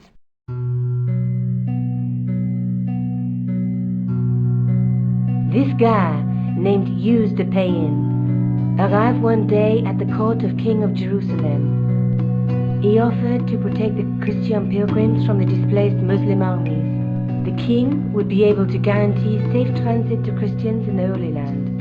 Safer journeys meant more pilgrims, and pilgrims meant trade and wealth. The Templars proved invaluable to the king as a mercenary army. It was said that they never asked how many the enemy numbered, just where they were. And as the years went by, the Templars grew in wealth and numbers. They were so rich. Even kings came to them for loans. But at the height of their power, they fell foul of the King of France. He rounded them up and turned them over to the Inquisition. Thousands of Templars were subject to torture and confessed to heresy. Of course, at the hands of the Inquisition, there wasn't much they wouldn't confess to. The last Grand Master Jacques de Molay was burned alive. But the treasure of the Knights Templar was never found. Jeez. So the treasure is hidden, waiting to be discovered? If there ever was a treasure, it's been lost for 600 years. Anyway, we're supposed to be investigating a serial killer, not a medieval treasure trove. But maybe that's what the clown and his accomplices are after. Maybe this manuscript is the key. You'd better leave it here for safekeeping.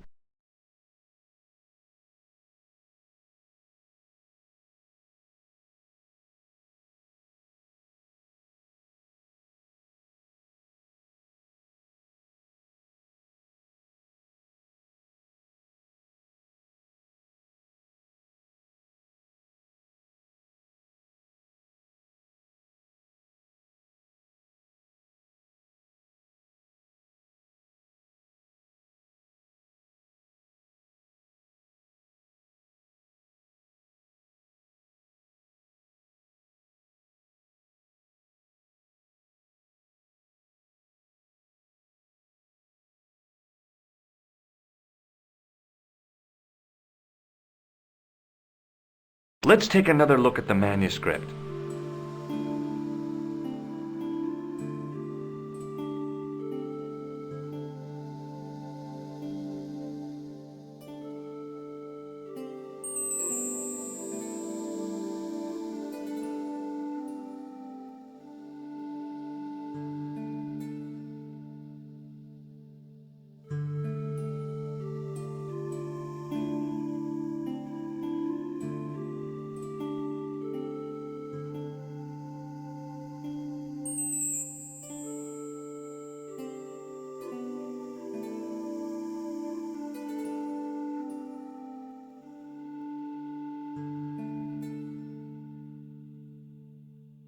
Look there, two guys on the same horse.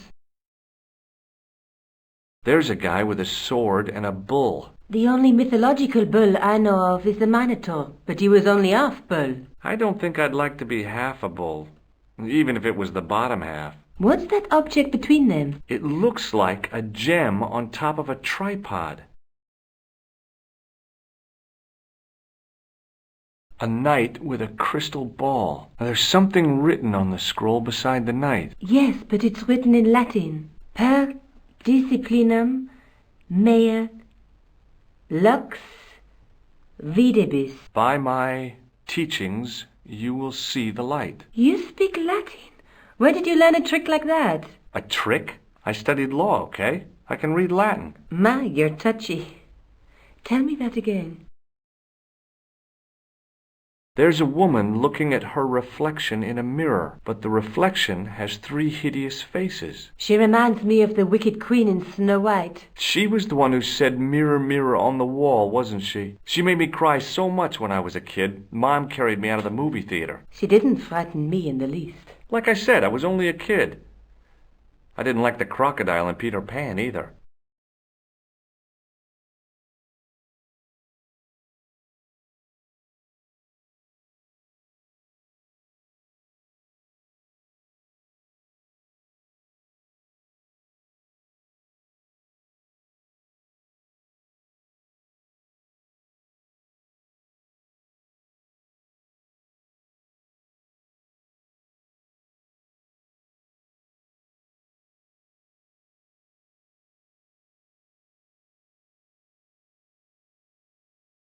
There's a guy working on a loom. He's weaving a carpet or a tapestry. Or a duvet cover. It's a clue to a place, I reckon. Somewhere famed for weaving and ships. Where folk live in barrels? It beats copper boxes. Let's face it, we need help, George. Someone who knows about these things. Who do you suggest? Indiana Jones? I know a guy who specializes in medieval studies. His name is Lobino. Huh. Some stuffy old fossil who gets horny over ancient relics, I suppose. Far from it.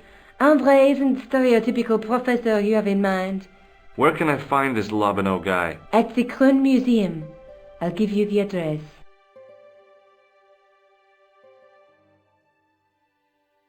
Let's take another look. A knight with the knight's through my... but the reflection... Look there. There's a guy working on a loom. There's a guy with a sword. Between them is a... I found this in the killer's room. What is it, a credit card? ID, Thomas Merlin, of the Gruber Electronics Corporation. Never heard of him or the company. I found this matchbook in the killer's hotel room. It's from the Club Alamut. Never heard of it. Is there anything written inside it? No, what were you expecting? If this was a movie, there'd be a clue. A name or an address? That's no use. There aren't even any matches in it. Oh well, I'll keep it as a souvenir. I have to go. Okay. Don't forget to look for Lobino at the Krone Museum.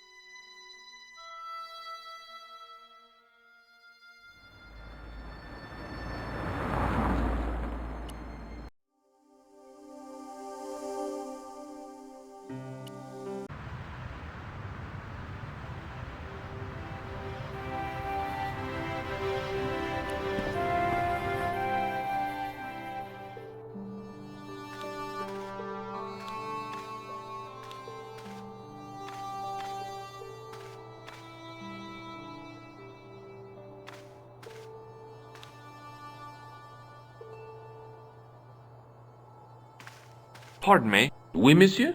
Are you Lobineau? Oh, no. Fancy you mistaking me for him. No.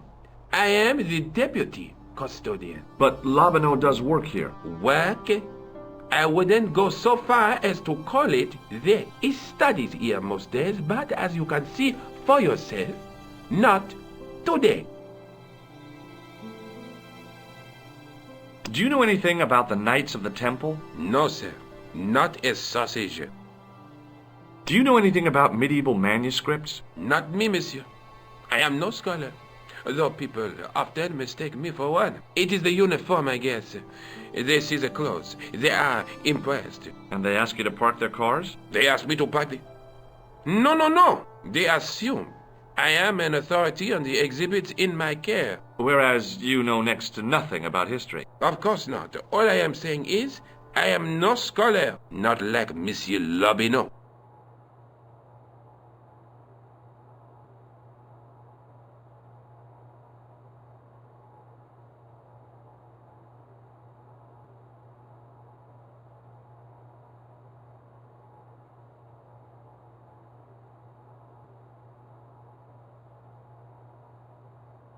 Have you ever heard of the Club Alamut? Oh, no. I don't frequent places like that.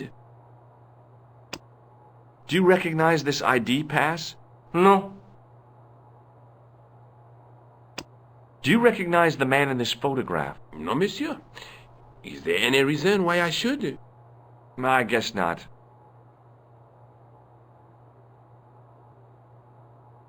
Thanks for your help.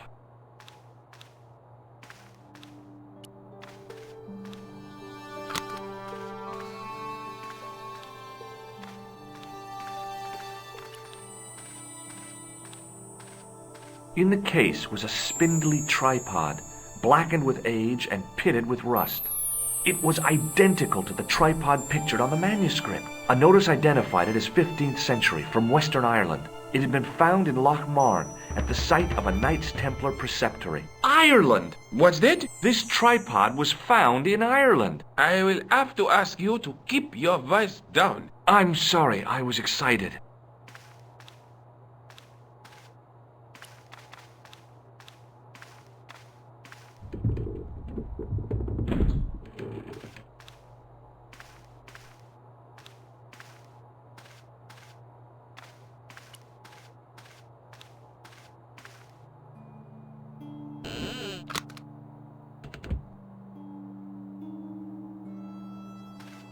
This is ridiculous. I could be here for hours.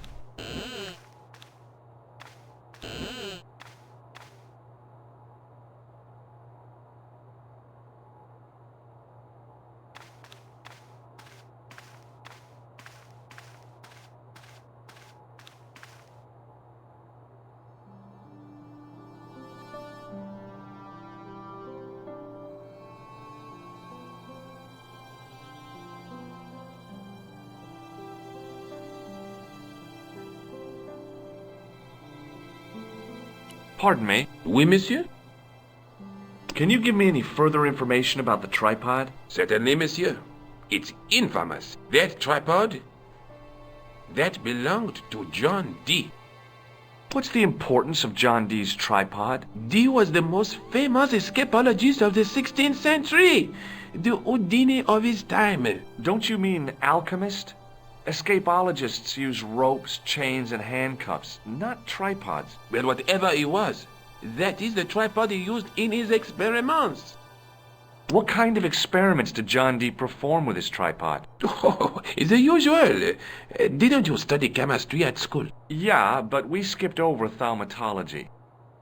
Can I take a closer look at the tripod? What? Get it out of the case? Ah, no! That tripod is protected by a sophisticated surveillance system. How sophisticated? A painfully loud alarm bell. How is the alarm bell triggered? By the slightest pressure on or movement of any part of the case wherein that tripod is situated. It strikes me that to call your alarm system sophisticated is, well, stretching the truth a little. It has never failed yet. The sophistication is in its simplicity. Would you like to shake my hand? Not while I'm on duty, monsieur. Thanks for your help.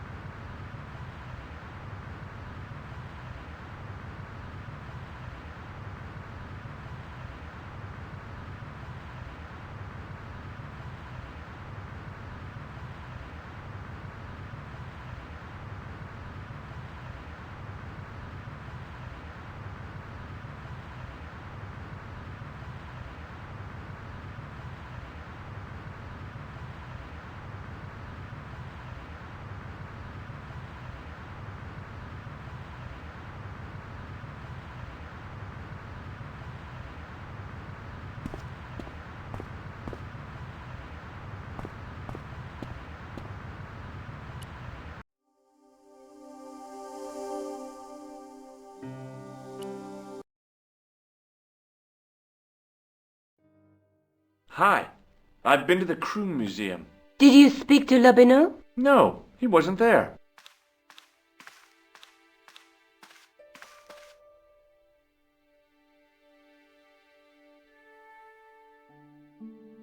I found the tripod. Where? In the museum. It belonged to the Templars. It was dug up in Ireland at a place called Loch Marne. I have heard of Loch Marne. I read an article about the castle. Take a look for yourself. A popular gossip magazine? You read that rubbish? No, I write it. Professor Nigel Pegram, excavating the medieval castle at Loch Marne. That's strange. What? He resigned his chair at Durham University in order to devote his time to the excavation. Not only that, but he canceled the filming of a 4th series of his popular television program. This site at Loch Marne must be awful important to him. He's a professor of history. They're all cuckoo. All the same, I'd like to talk to this Professor Pegram. How do you feel about a trip to Ireland? Disappointed. Huh? That I won't be going. I want to follow up the Bellotta case. If you really think Pegram's dam is important, why don't you visit Loch Marne? On my own? I'm not so sure about that. Where is Ireland exactly? Have you found out any more about the murders? Well, it may be nothing, but both the clan's victims visited Paris earlier this year. When? The 2nd week of July. They were both here at the same time. Did they meet? I don't know, but I can't imagine it was coincidence. I have to go. Okay, I'll see you later.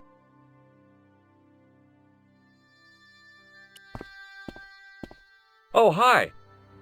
Hello, my handsome friend. See you later. That's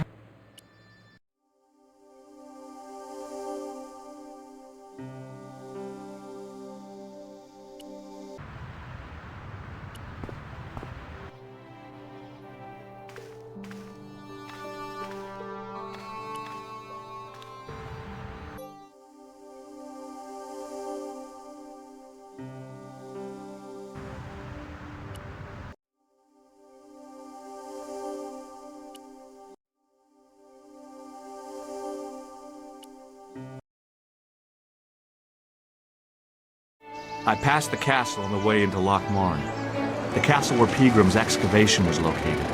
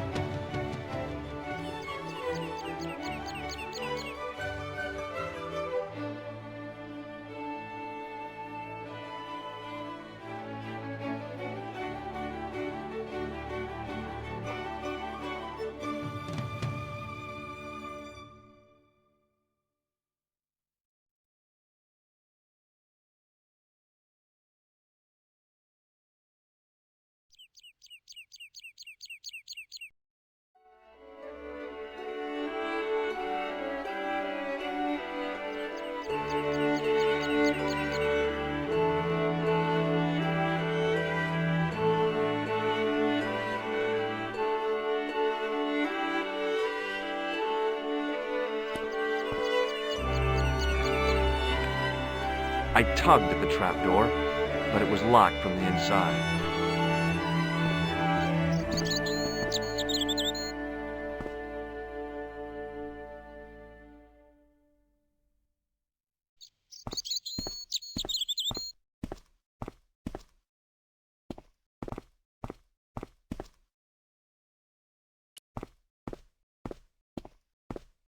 Hi there.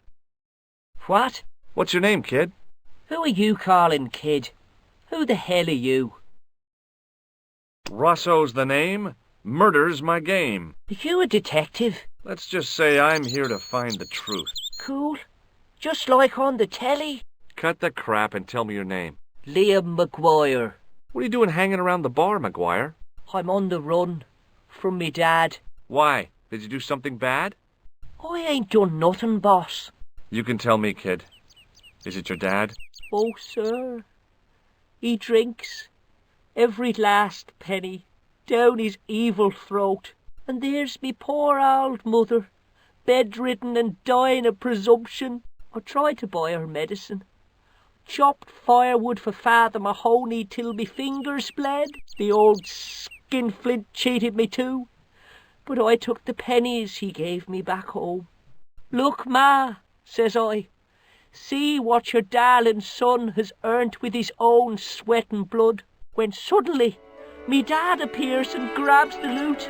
I'm off to Dublin, heavy drinking, says he. Watch out till I get back. That's why I runned away. Something in the grin on his face told me he wasn't being strictly truthful. Compared to him, Huckleberry Finn was a candidate for Altar Boy of the Year.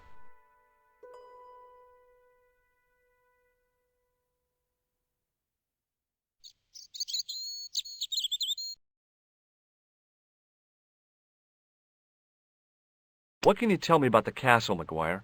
What do you want to know? Well, can I get inside? No, it's locked up. Does anyone live there? No. Only, what do you want to know? Oh, nothing. You know something about the castle you're not telling me, don't you? No. What is it you're covering up? Is it something you're scared of? I ain't scared of nothing. Do you know a man called Pegram? Can you describe him like on the telly in the cop shows? He's an English archaeologist. I know the man you mean if he's the one. Can you tell me where I'd find Pegram? No, I can't, 'cause he's not here now, but if I sees him, I'll ask him.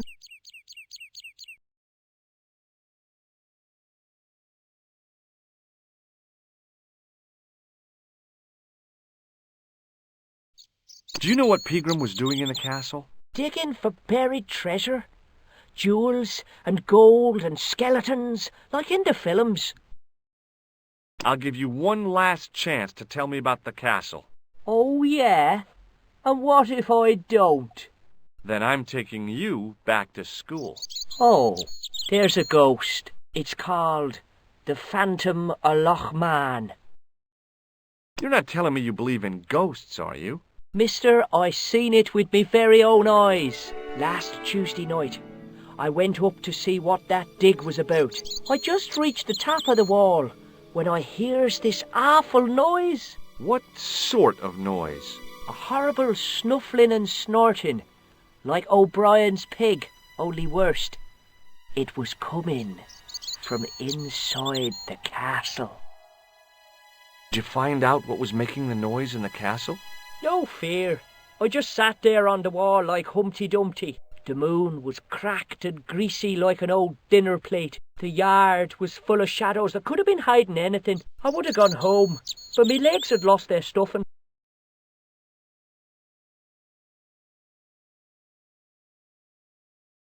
Did you get to see the ghost? Indeed I did. And a fearsome sight it is too. I sat on me arse, waited while the moon went down.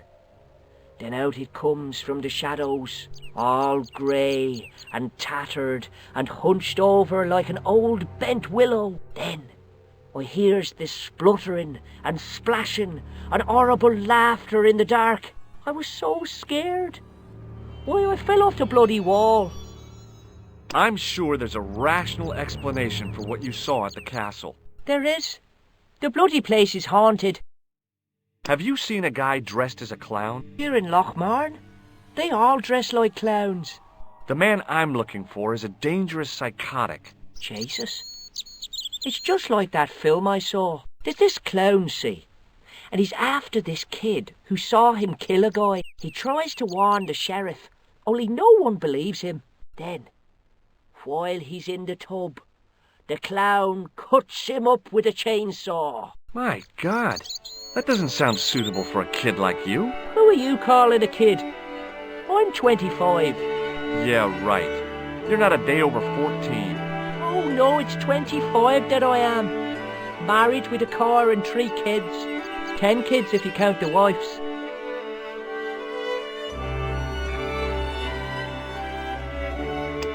Have you ever seen this man before? What a slimy character. No, I never seed him. See you later, kid. Okay, mister.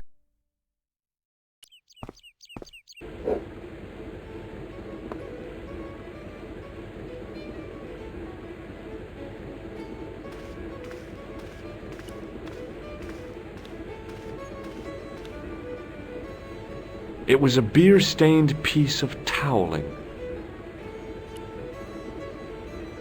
It was a rectangle of toweling printed with the words, Nagopolian Stout builds body.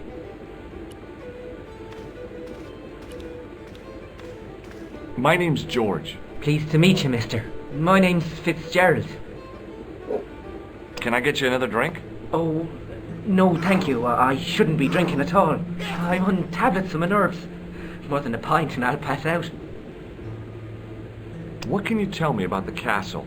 There's nothing there. Just an old ruin. How old? I really couldn't tell you. Do you know Professor Pegram? He's the archaeologist, isn't he? That's right. Did you work at Professor Pegram's dig? What gave you that idea? Have you ever explored the castle yourself? I used to play there sometimes, when I was a kid. Then one of the little ones fell off the wall, broke his head and died.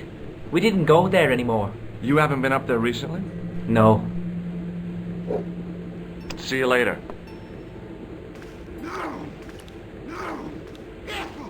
Hi there, old-timer. What? Nasty cold you've got there. As soon as the words left my lips, I regretted them. Is there such a thing as a cold which isn't nasty? I put the question to Father Mahoney. Father, says I, why were we born to suffer snot? What did he say? He said, it's my reward for being out all night like a sinner. Pious prig. Anyway, this is no ordinary cold. 'Tis the hay fever. Pollinosis? Thank you. You're not a policeman, are you? Excuse me? Police? No. I'd know it if you were. What's that you're making? It's a necklace, me bucko. Oh, sure. Made out of steel wire? That's right. A necklace for my pretty one. When my little lover feels it round her slender neck, she'll be mine. All mine.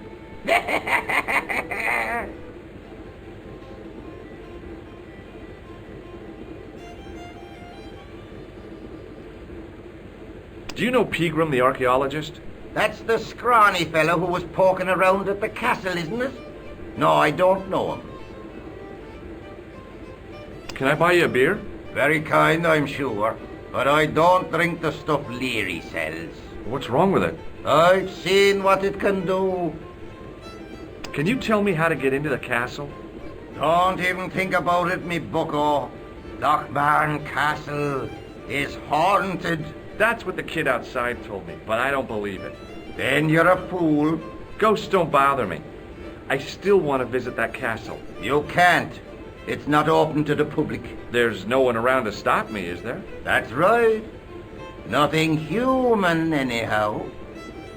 Have you ever seen the ghost? To be sure. With me very own eyes. Can you describe the ghost? It was horrible. A wee stunted beast. Long beak, straggly, flappy wings. Are you sure it wasn't a wild animal? A rabbit or a skunk or something? Skunk? In Lochmarn? That'll be the day. No, that was a ghost, to be sure. I think I know what you saw on the castle wall. I know what I saw. I don't think so.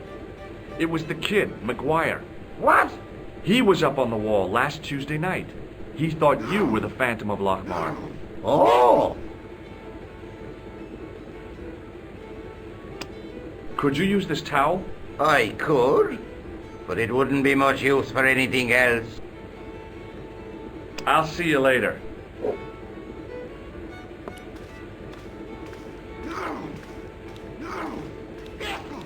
Top of the morning to you.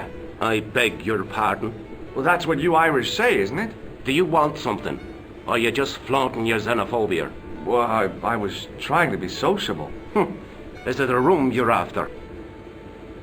That's not a bad idea. Do you have a vacancy? I could, if you don't mind waiting until the last guest checks out. No problem. When will that be? When the undertaker comes to collect him. Have you served any, clowns recently? No. You're the first today. Do you know a man called Pegram? Indeed I do. Are you a friend of his, by any chance? Oh, no. I'm just trying to track him down. Me too. That son of a bitch should be locked away. Did Pegram stay here? Yes, he did. 6 nights plus breakfast. I'll try a glass of beer, please. Is this your first pint of real ale? Well, I guess so. What's real ale, anyhow? Beer that's brewed from natural ingredients to traditional methods. It shouldn't be kept under pressure or refrigerated. And finally, it should have a good body and distinctive character. In other words, it's flat and worn with bits in, and it makes you fall over.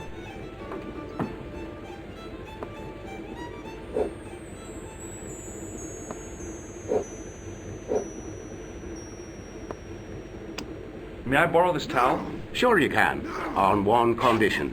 What's that? You keep it away from old Ron. Who's Ron? That's him in the corner, with the hygiene problem. Look, I gotta be going. Hi, my name's Stobart, George Stobart. Hello there, mister. What can I do for you? Can you tell me anything about the castle on the hill? Oh, I don't know much about anything. You should ask Mr. O'Brien here. He just joined up writing. Would you be one of them history fellas yourself?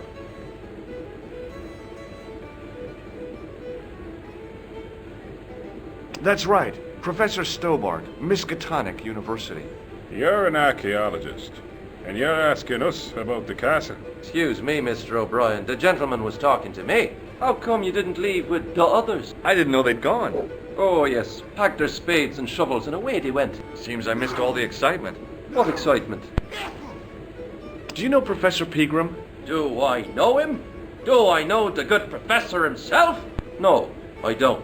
I mean, I know who he is, but I don't know him to talk to. Do you know anything about Pegram's excavation?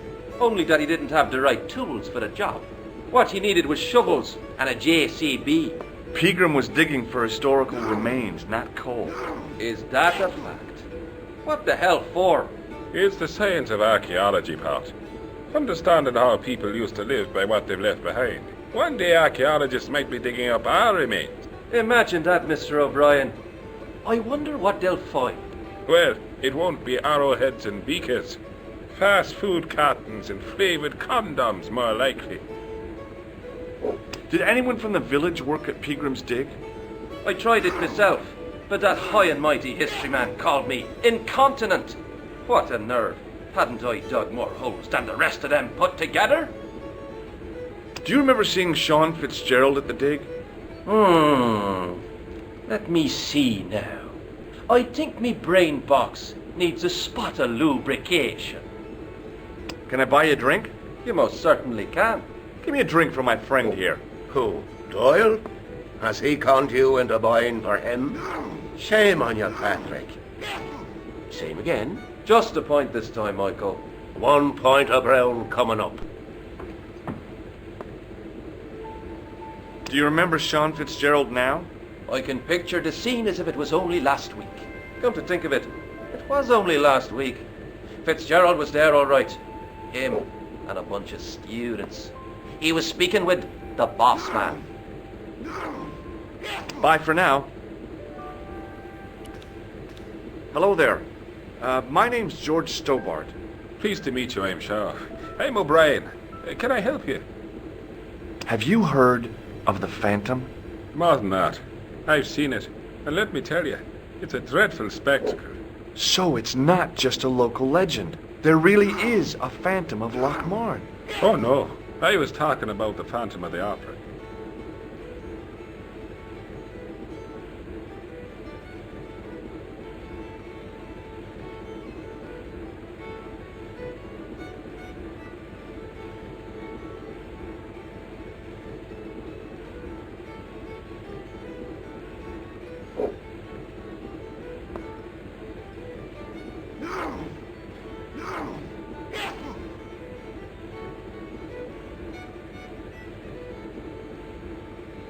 Do you know Sean Fitzgerald? Yes, I do.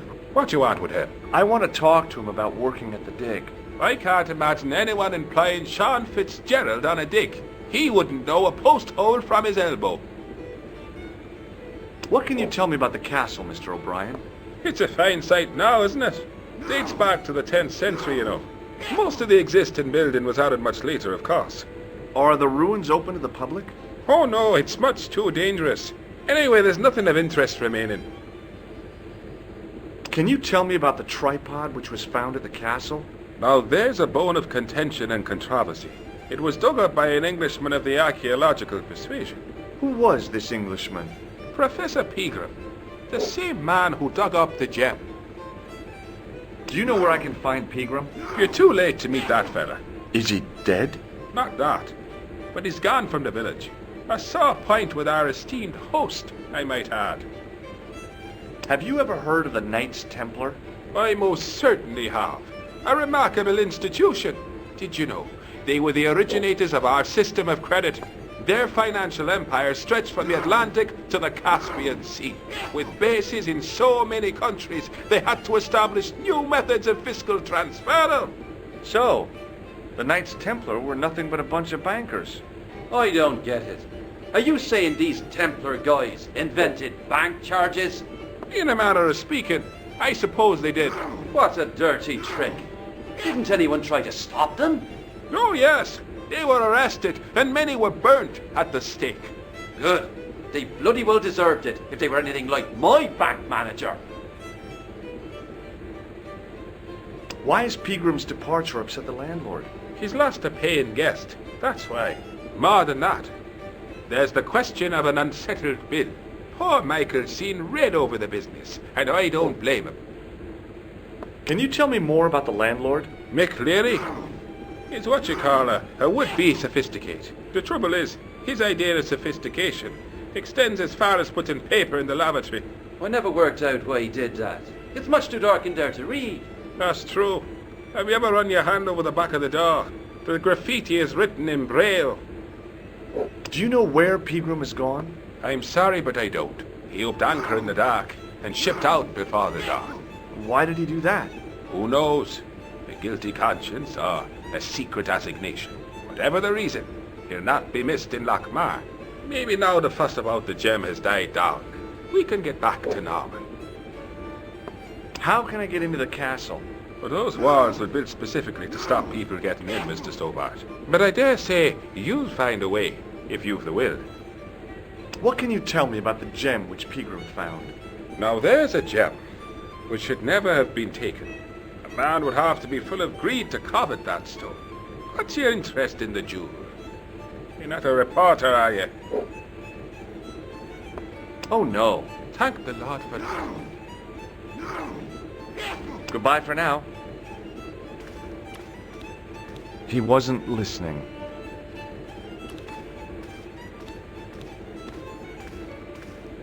Mr. Fitzgerald? Doyle told me you definitely worked at the dig. He's seen you there. You might as well admit it. I knew this would happen. I knew I'd get caught. I need to talk to Professor Pegram, if he's still alive. What do you mean? Is he in danger? Yeah, you too, if I'm right. You're not from the Social Security. Hell no. What makes you think that? Well, I was claiming benefit at the same time I was working for Pegram.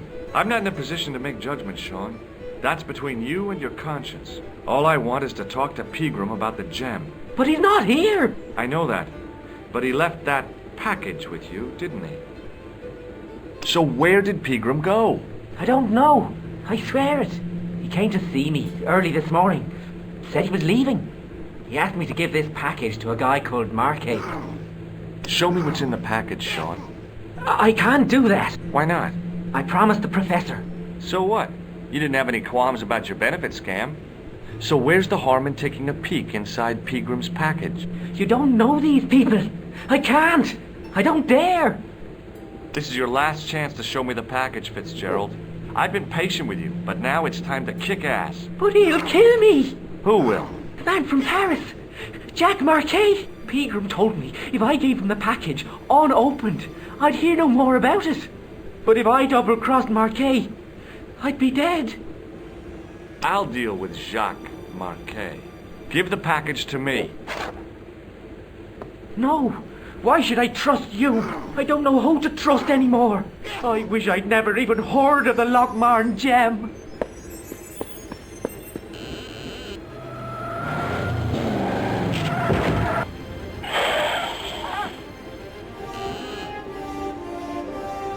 Hey! I just seen a big red... Get out of here, Maguire. Come back when you're old enough. What's the lad howling about? A big red sports car. Sean Fitzgerald's been runned over. Get out! Noisy little tyke. Maybe you should send out some medicinal brandy, Michael. Oh, yes. And who's going to pay for it? Not me. Me too, neither.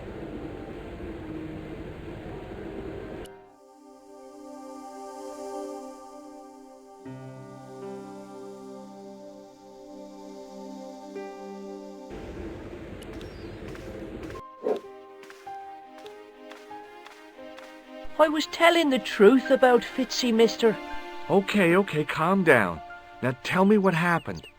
I was standing here, minding me own business, when I saw this beautiful red sports car coming up over the hill. Would you look at that, says I, and I going over to take a closer look. Next thing, Fitzy comes tearing out of the pub and nearly knocks me on my ass, where the car just flies at him. It was too fast for poor old Fitzy, and hit him an awful wallop. He goes flying up on top. Jesus, says I thought he was a goner. Next thing, the driver hops out, and I couldn't believe my eyes.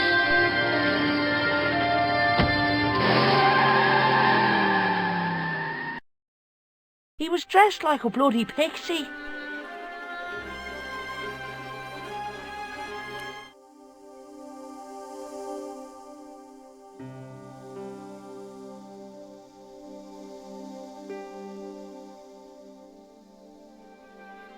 Hey, Maguire.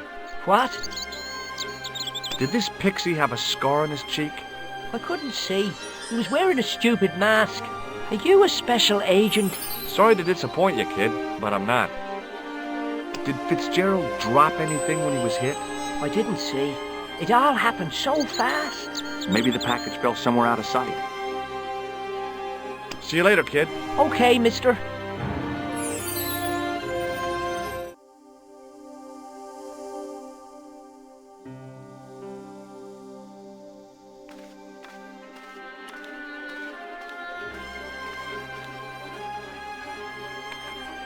I tugged at the trapdoor, but it was locked from the inside.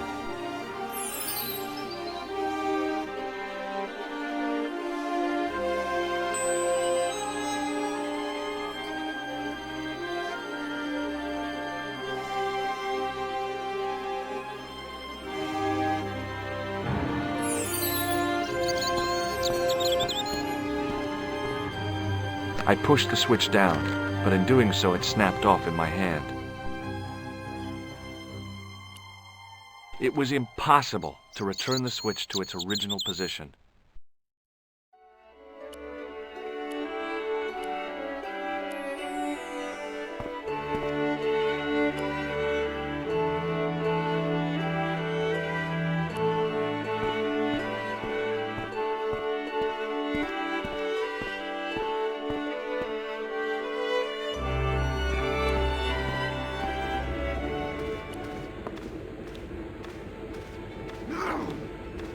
Excuse me. Yes, sir? Look.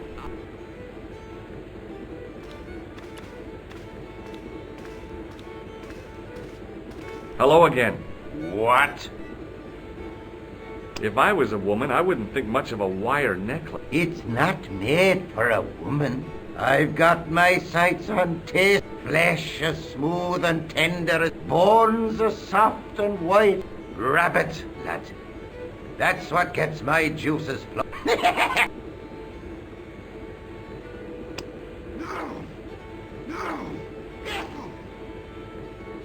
You could make use of this tissue. Never use them. Those things are unhygienic. What does this red nose mean to you? Nothing. I'll see you later.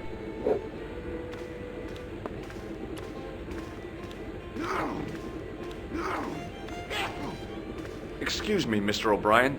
Hello there. What now? I have a suspicion that Fitzgerald might have been given something by Pegram. I thought he acted strangely. I'm talking about the gem. It was something he said. Were you not speaking to him when he ran out of the bar? Yeah, sure. Just talking, that's all. Goodbye for now. Hey! Hello there again, miss. Bye for now.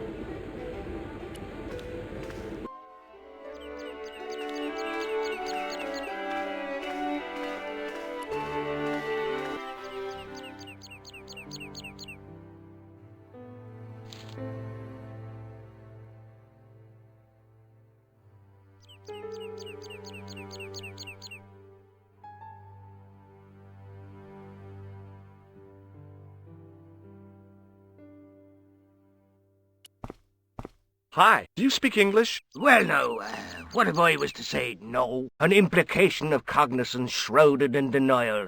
A pretty poser of a paradox indeed. I gave him the look I'd perfected when I was 12 and was going to be the greatest hypnotist of all time. It was a killer. Are you attempting to hypnotize me, or is it the constipation you're suffering? I was a little out of practice. Did you happen to see a red sports car down on the road? I caught a glimpse of a flash of red on the hill and heard the racket. Sure, it was an awful noise. A sports car, you say? A Ferrari, to be exact. A racing car? And what was it doing here? The poor fella must have been lost. Have you seen Professor Pegram? No, he's packed up and gone. Do you happen to know where? Back in England, I suppose. What can you tell me about the castle? Not much, I'm sorry to say. Most of its history is long forgotten. Ah, but if these old stones could only speak, what stories they'd tell. Stories to make your toes curl and your blood run cold. You know, this castle is said to be over 600 years old. The driver of the Ferrari was involved in an accident. Is that so? Yeah, he knocked somebody down outside the bar. What an idiot! How could a thing like that happen? He was traveling too fast. So fast, he ran right under the car? I mean, the car was traveling too fast. But you'd have thought the idiot could have heard it coming. Maybe you know the guy who was hit by the Ferrari. His name is Sean Fitzgerald. Oh, I know him all right. That's me nephew, the idiot responsible for the stacking of my hay cart. Was he killed by the car? Oh, no, but he has been abducted. Well, that's a relief now. Aren't you going to look for your nephew? What for? From what you say, it's too late. Well, you could report the matter to the police. Better not. Besides, what could they do? Well, they could mount a search. They have only the one bicycle between them. In a question of superior acceleration, I put me money on the Ferrari. I think you ought to know exactly what Sean has gotten himself into. I'm not sure I want to know. But you're his uncle, his own flesh and blood. You're right, but what can I do? If I'm not here to guard it, some idiot might try to climb the haystack. What a moral dilemma. Stay here and guard this potentially lethal agricultural construction, or to go off in search of the prodigal nephew, the very man responsible for said hazard? It'll need some thinking about. Why, there's no problem. You're right. Why didn't I think of it before? We'll demolish the haystack. You don't have to demolish the haystack to go look for Sean. I'll stay here in your place and warn anyone who's silly enough to climb it. Marvellous! I think I should start me inquiries in the bar. He strode off in the direction of McDevitt's bar, leaving me to contemplate the stack of hay.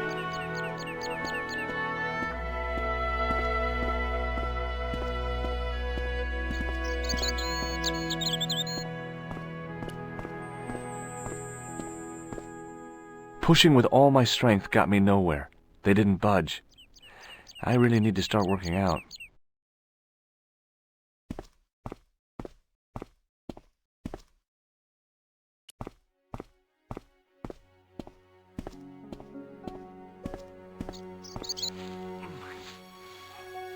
The stack of hay stopped, short of the top of the wall.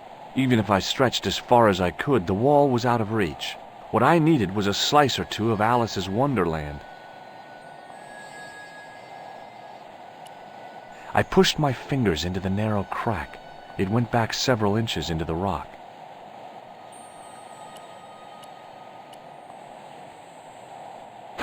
I inserted the end of the lifting key in the mortarless crack and gave it a firm shove. It remained lodged in the wall, jutting out to form a step.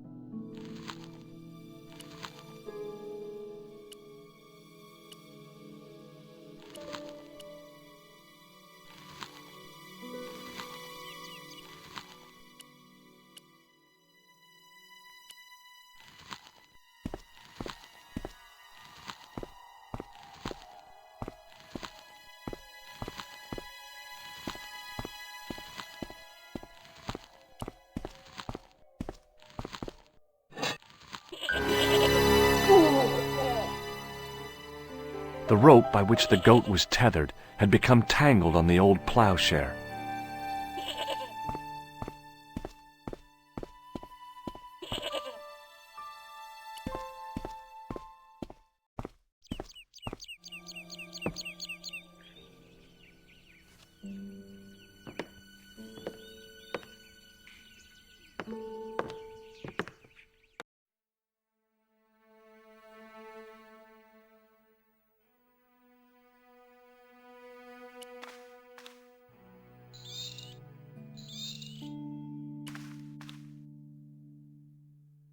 The statue was too heavy to lift. It overbalanced into the sand.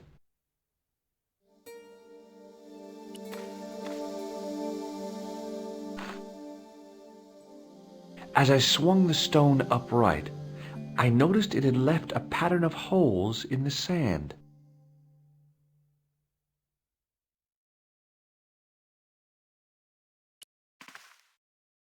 I placed my fingers in the 5 impressions left by the fallen stone. It was weird. They fit perfectly. I placed my finger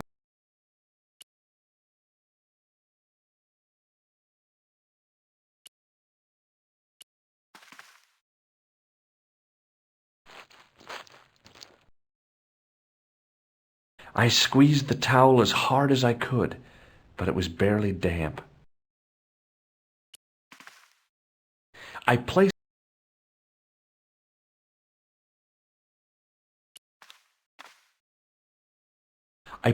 my fingers and thumb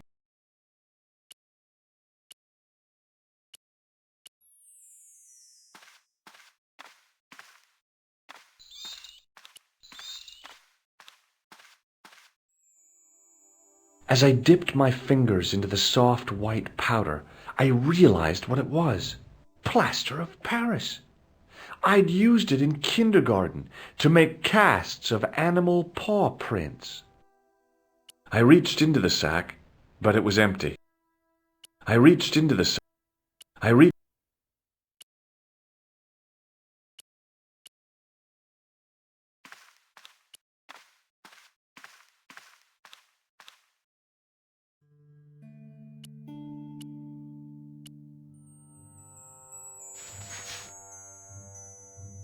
sprinkled the plaster on the sand until the holes were filled.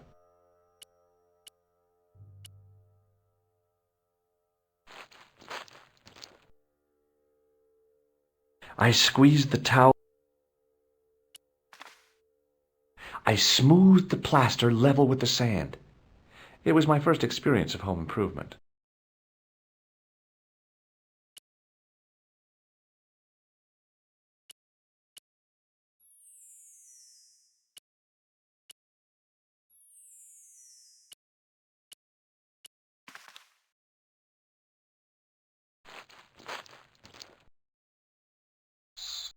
I squeezed the towel as hard.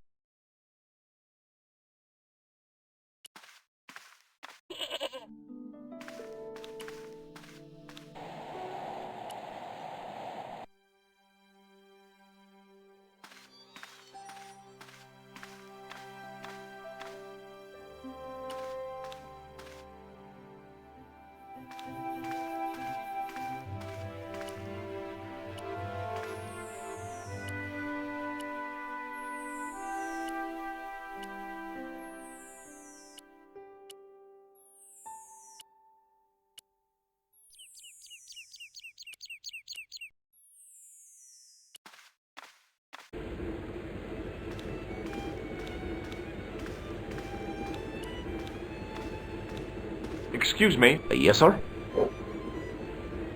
May I have another... Sir? Yeah, please. How is this stuff made? That's the secret.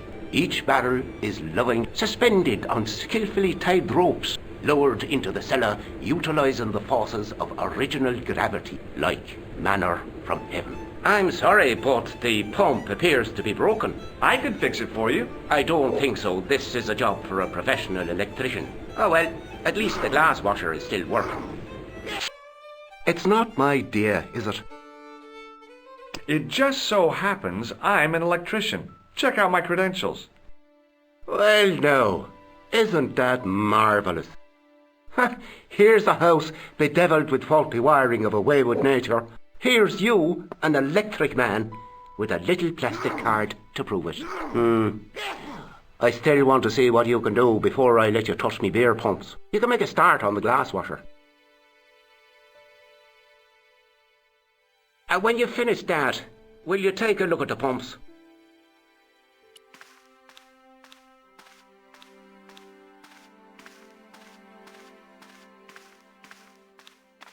I couldn't see anything obviously wrong with the machine. I figured it must be the wiring.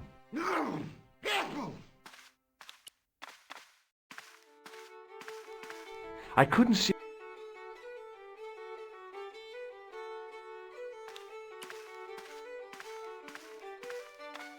Hello again. What? What does this matchbook mean to you? Nothing. Go away. Hey, would you like to shake my... no, on second thought, forget it. What do you make of...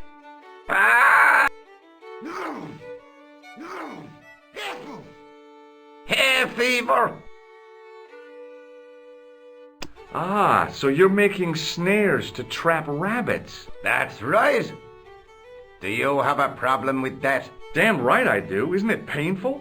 Only if I get me fingers caught. I'm talking about the rabbits. Do they feel much pain? You bet.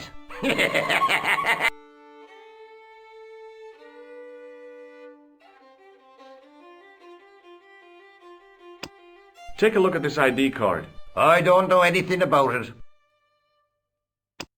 Do you recognize the man in this photograph? I can't tell without...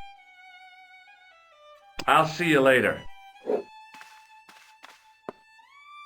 Excuse me? Yes, sir?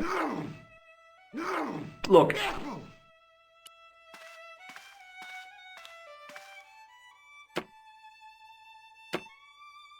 I used all my knowledge of electrical engineering to examine the plug.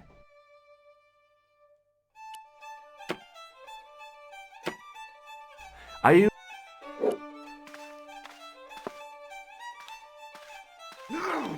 I couldn't see anything obviously wrong.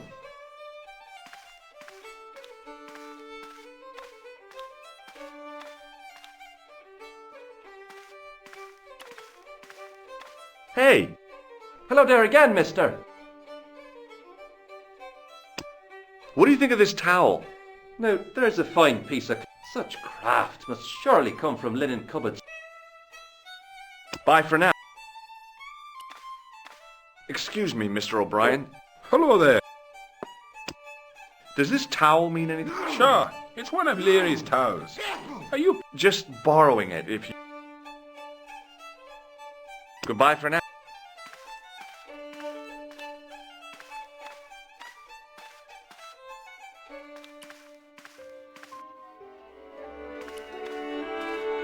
Hey, McGuire. What? What do you make of this, kid? Hey, that's one of Leary's towels. That old windbag doesn't scare me. Anyhow, I'm only borrowing it. You're pretty cool, mister. For an old guy. Have you ever seen anyone wearing one of these? Sure. Rudolph the... That belongs to the killer clown you're looking... That's right. Can I have it? Sorry. I'm keeping this as evidence. You should have told the cops. I did. They weren't interested. You should run tests on that, mister. You could identify the murderer with a sample of his snot. Yuck. I don't think so. What does this tissue mean to you? Nothing. Give me your hand. Get lost.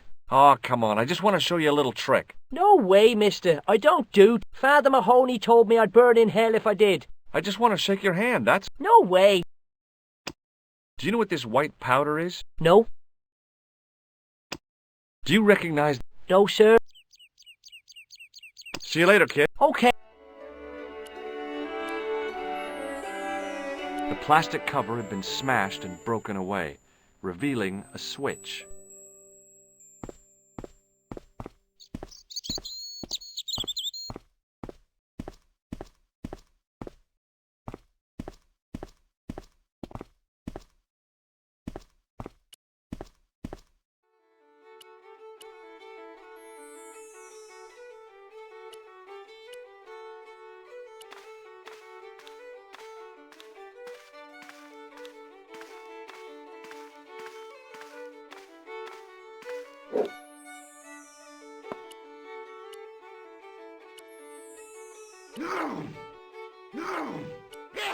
Excuse me. Yes, sir? May I borrow this towel? You can... Check out my card. I've seen it for...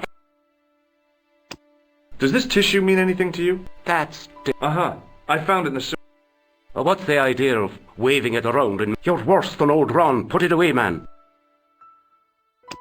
Does this... I'm not interested. Do you recognize this matchbook? No, sir. Look, I gotta...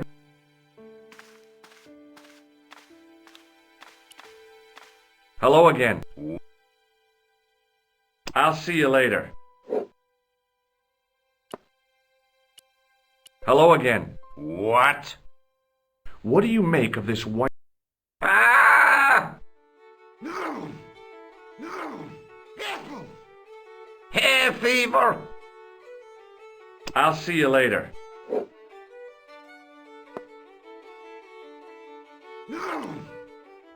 As soon as the old guy looked away, I grabbed his piece of wire.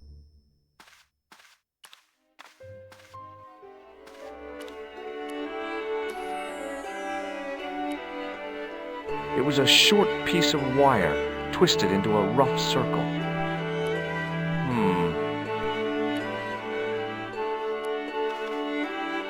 It was impossible to return the switch to its original position.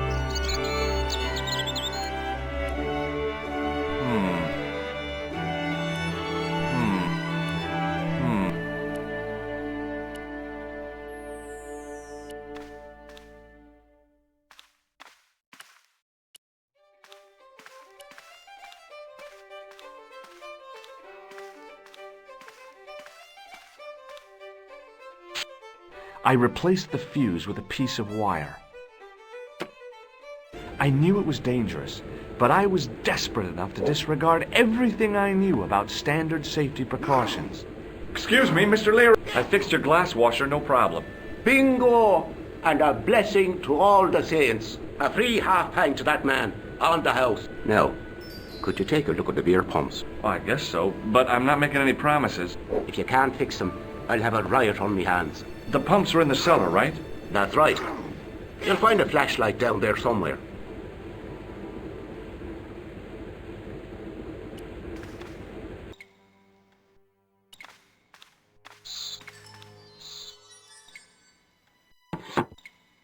I pushed the lever and heard the grating of metal, but nothing appeared to happen.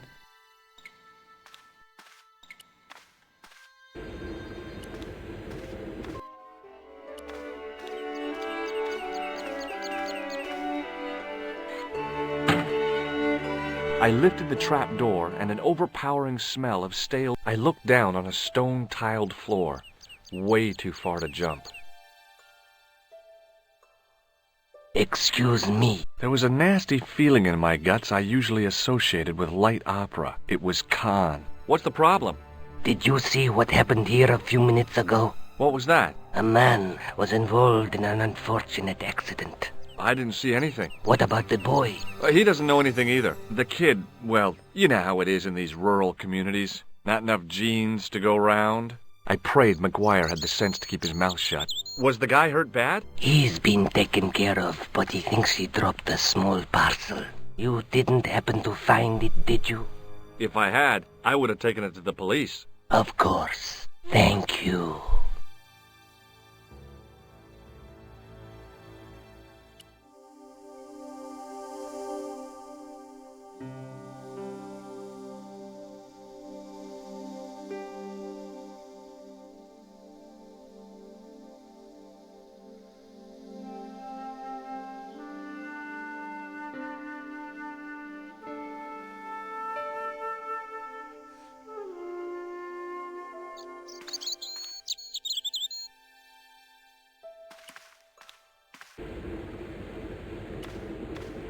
Now I could see. I spotted Mr. Leary's flashlight easily. Then I noticed a flash of light, something sparkling beneath the open trapdoor.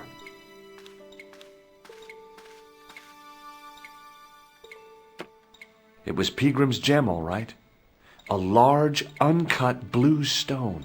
I guess I was already under its spell. Did you find it? What? Whatever you was looking for. Yeah. Listen, McGuire, I want you to keep this to yourself. No problemo. Just chuck us up a crate of lager. No way, you're not old enough. We can sell it and make some cash. Forget it, kid. I couldn't betray Mr. Leary's trust. I could, for sure.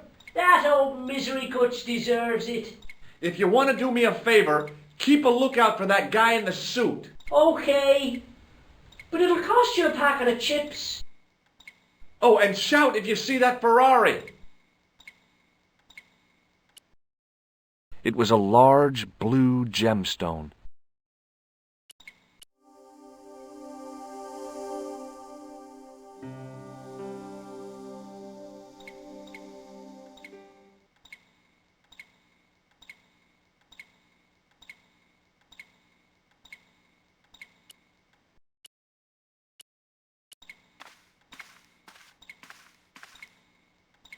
The slow drip of water barely dampened the towel.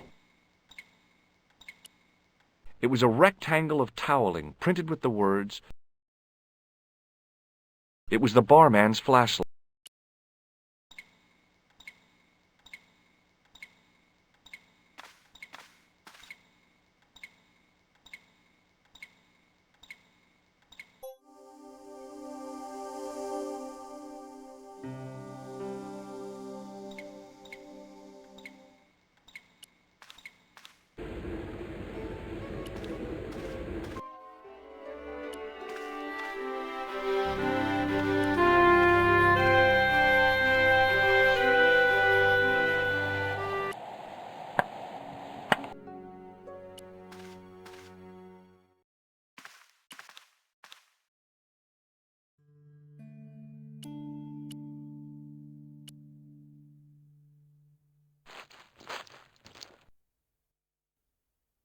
I squeezed the towel as hard as I could. I smoothed the plaster level with the sand.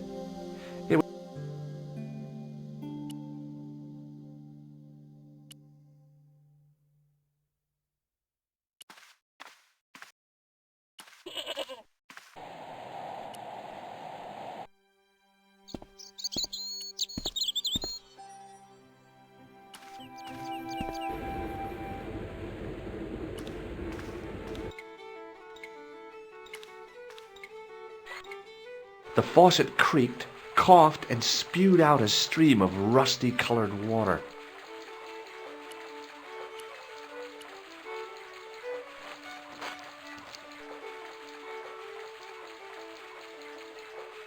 I held the towel under the faucet and soaked it.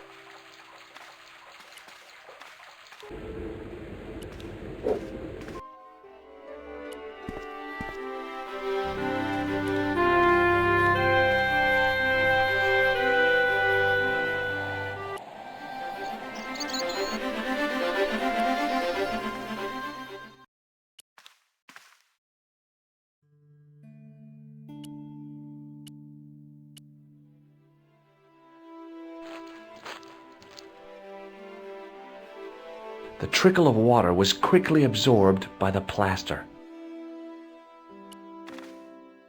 I eased the solid piece of plaster from the sand. Underneath, it had formed a perfect copy of the statue.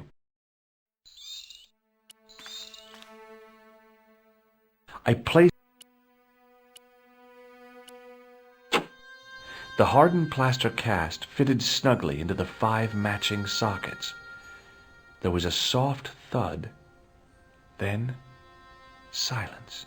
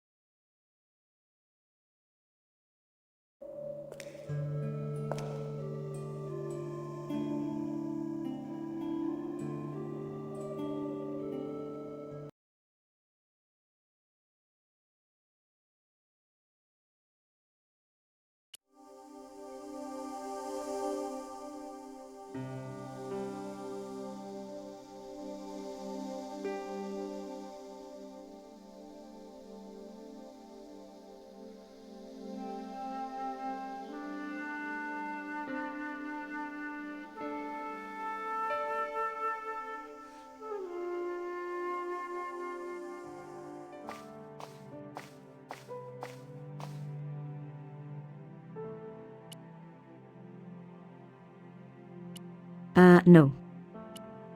No. Another coded message using this. So, Plantard.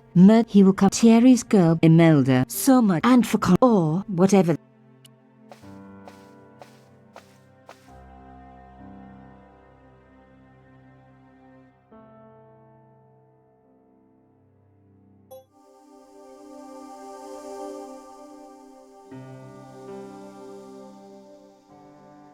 I had no reason to go out into the night.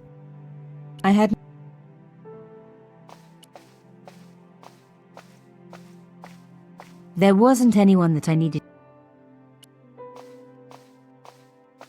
I had messages waiting to be played. You have 3 messages. Hey, Collard, it's me, your favorite editor. Guess what? I'm gonna give you a second chance. I need somebody to write the TV column. Pays lousy, so what's new? If you're interested, drop by the office. In fact, drop by the office anyway. We have to talk, Nico. That story of yours I spiked. It won't go away. You've made some dangerous enemies out there. Hey, Nico, it's your old pal. I mean, your new pal, George. Whoa, Ireland. It's a whole different country. And I got some amazing news for you. Gem of a story, in fact. Oh, gotta go. Yeah, fella here's got a drink lined up for me. See you tomorrow, Nico. Slonsha. Yep, only here for a day and I'm speaking the lingo like a local. Mademoiselle Coulard, this is Imelda Carchon. I wanted to thank you for being so understanding when... Come to lunch, why don't you? Tomorrow. I might have more news. There's a Monsieur Merlon coming to see me this evening.